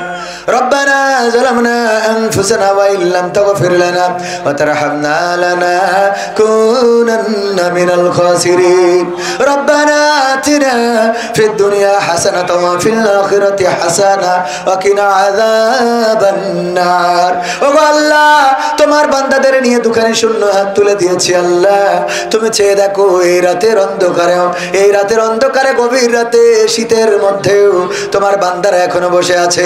আল্লাহ, যারা বসে আছে তুমি সকলকে তোমার শাহী দরবারে কবুল করে নাও। আল্লাহ, তুমি আমাদের সকলের জীবনের গুনাহ খাতাগুলো মাফ করে দাও। ওগো আল্লাহ, তোমার কাছে খাস করে ফরিয়াদ করি, আমাদের যাদের মা নাই, যাদের বাবা নাই, চিরজন্মের মতো বিদায় নিয়ে চলে গেল, অন্ধকার কবরে ঘুমিয়ে আছে, কেমন আছে জানি না, কোন অবস্থায় রেখেছো জানি না। আল্লাহ, তুমি দয়া করে আমাদের পিতামাতা যারা চিরজন্মের মতো বিদায় নিয়ে চলে গেছে, কবরগুলো জান্নাতের বাগান বানায় দাও। ওগো আল্লাহ, তোমার কাছে হাত তুললে জীবনের গুনাহ খাতাগুলো মাফ করে, গুনাহ খাতাগুলোর কথা মনে পড়ে যায়। জীবনে কত গুনাহ করলাম, এমন অনেক গুনাহ আছে যেই গুনার খবর যদি মা জানতো রে, আল্লাহ ভাত রান্না করে খাওয়াতো না। যদি বাবা জানতো, আল্লাহ বাড়িতে ঢুকতে দিত না। যদি ভাই বোনেরা জানতো, পরিচয় দিত না। সন্তান জানলে বাবা বলে ডাকতো না, স্ত্রী জানলে সংসার টিকতো না। এমন অনেক গুনাহ আছে পৃথিবীর কেউ জানে না, জানো তুমি আল্লাহ। ও আল্লাহ, তোমার কাছে কাজ করে ফরিয়াদ করি যে এই গুনাহগুলো গোপন রেখে দিয়েছো, ওই গুনাহগুলো গোপন রেখে দাও, আর পরকালের ময়দানে প্রকাশ করে দিয়ে আমাদের লজ্জায় ফেলে দিও না। ও আল্লাহ, আমার সাথে যারা হাত তুলেছে, কত আবেদ লোক আছে, কত আলেম আছে, কত মুফতি মুহাদ্দিস আছে, কত দাড়িওয়ালা টুপিওয়ালা, আল্লাহ সাদা দাড়ি, আল্লাহ তুমি তোমার নবী আমাদের জানিয়েছে 3 শ্রেণীর মানুষের হাত তুমি ফেরাতে চাও না। এক, যাদের দাড়ি পেকে গেছে, 2 যারা যুবক মানুষ, 3 যারা শিশু। আল্লাহ এই 3 শ্রেণীর মানুষই আমাদের মাঝে আছে। আল্লাহ তোমার কাছে কাজ করে ফরিয়াদ করি, যাদের হাত দুখানা, যার হাত দুখানা পছন্দ হয়, সেই হাতের ওসিলায় তুমি আমাদের হাত দুখানা কবুল করে নাও। ও আল্লাহ, খুজালিপুর দক্ষিণ পাড়া যুব উন্নয়ন যুব সংঘ, আল্লাহ তারা যে কাজগুলো করে, এই কাজগুলো মৃত্যুকাল করার তৌফিক দান করে দাও। আল্লাহ তাদের পাশে সবাইকে দাঁড়ানোর তৌফিক দান করে দাও। আল্লাহ যারা বিরোধিতা করে তাদের হেদায়েত নসিব করে দাও। আল্লাহ সবাইকে পক্ষে থাকার তৌফিক দান করে দাও। ও আল্লাহ তাদের সমাজ সেবামূলক কাজগুলোকে কবুল করে নাও। প্রবাস থেকে আল্লাহ কত সহযোগিতা করে, কত কষ্ট করে, আল্লাহ তুমি সকল প্রবাসীদের কষ্টগুলো কবুল করে নাও। আমার আরিফ ভাই সহ কত মানুষ আছে প্রবাসে দিনরাত পরিশ্রম করে, মালয়েশিয়ায় থাকে, সৌদি আরব থাকে, আল্লাহ তুমি তাদের পরিশ্রমগুলোকে কবুল করে নাও। মা বোনেরা পর্দার অন্তরালে আছে, আল্লাহ অনেকেই অসুস্থ থেকে থাকতে পারে, সুস্থতা দান করে দাও। আল্লাহ কত মা বোন এসেছে অসুস্থ, আল্লাহ কুজো মানুষ আমি আসতে দেখেছি। ও আল্লাহ, আমার মা বোনদের মনে, যার মনে যে চাওয়া আছে, চাওয়াগুলো পাওয়া করে দাও। স্বামী স্ত্রীতে যাদের মিল মহব্বত নাই, আল্লাহ সংসারে শান্তি দাও। আল্লাহ তুমি দয়া করে যাদের সন্তান নাই, নিঃসন্তানীকে সন্তান দাও। ও আল্লাহ, যাদের পরিবারে সুখ শান্তি নাই, সুখ শান্তি দান করে দাও। যে সন্তান কথা শোনে না, আল্লাহ তুমি তাকে পরহেজগারিতা দান করে দাও। ও আল্লাহ, তুমি আমার যুবকদেরকে দাড়ি রাখার তৌফিক দান করে দাও, টাকনুর উপরে কাপড় পরার তৌফিক দান করে দাও। আমার ইউটিউবারদেরকে কবুল করে নাও। আল্লাহ দিনরাত পরিশ্রম করে গো, আল্লাহ তুমি তাদের আয় রুজিতে বারাকা দান করে দাও। ও আল্লাহ, আমার অ্যাডভোকেট তাজউদ্দিন ভাই আছে আমার পাশে, আল্লাহ কবুল করে। অ্যাডভোকেট গাজী এনামুল হক সাহেব অসুস্থ, আল্লাহ সুস্থতা দান করে দাও। আলোচনা করেছে গোলাম রব্বানী ভাই সহ যারা, আল্লাহ তুমি তাদেরকে কবুল করে নাও। ও আল্লাহ, তোমার কাছে আখেরি ফরিয়াদ, মালাকুল মাউত যেদিন আসবে সান্টানি উড়াল দেবে, আল্লাহ মরণ কালে আমাদের সবানের জবানে জারি করে দিও আখেরি কালেমা লা ইলাহা ইল্লাল্লাহু মুহাম্মাদুর রাসূলুল্লাহ সাল্লাল্লাহু আলাইহি ওয়াসাল্লাম। আসসালামু আলাইকুম।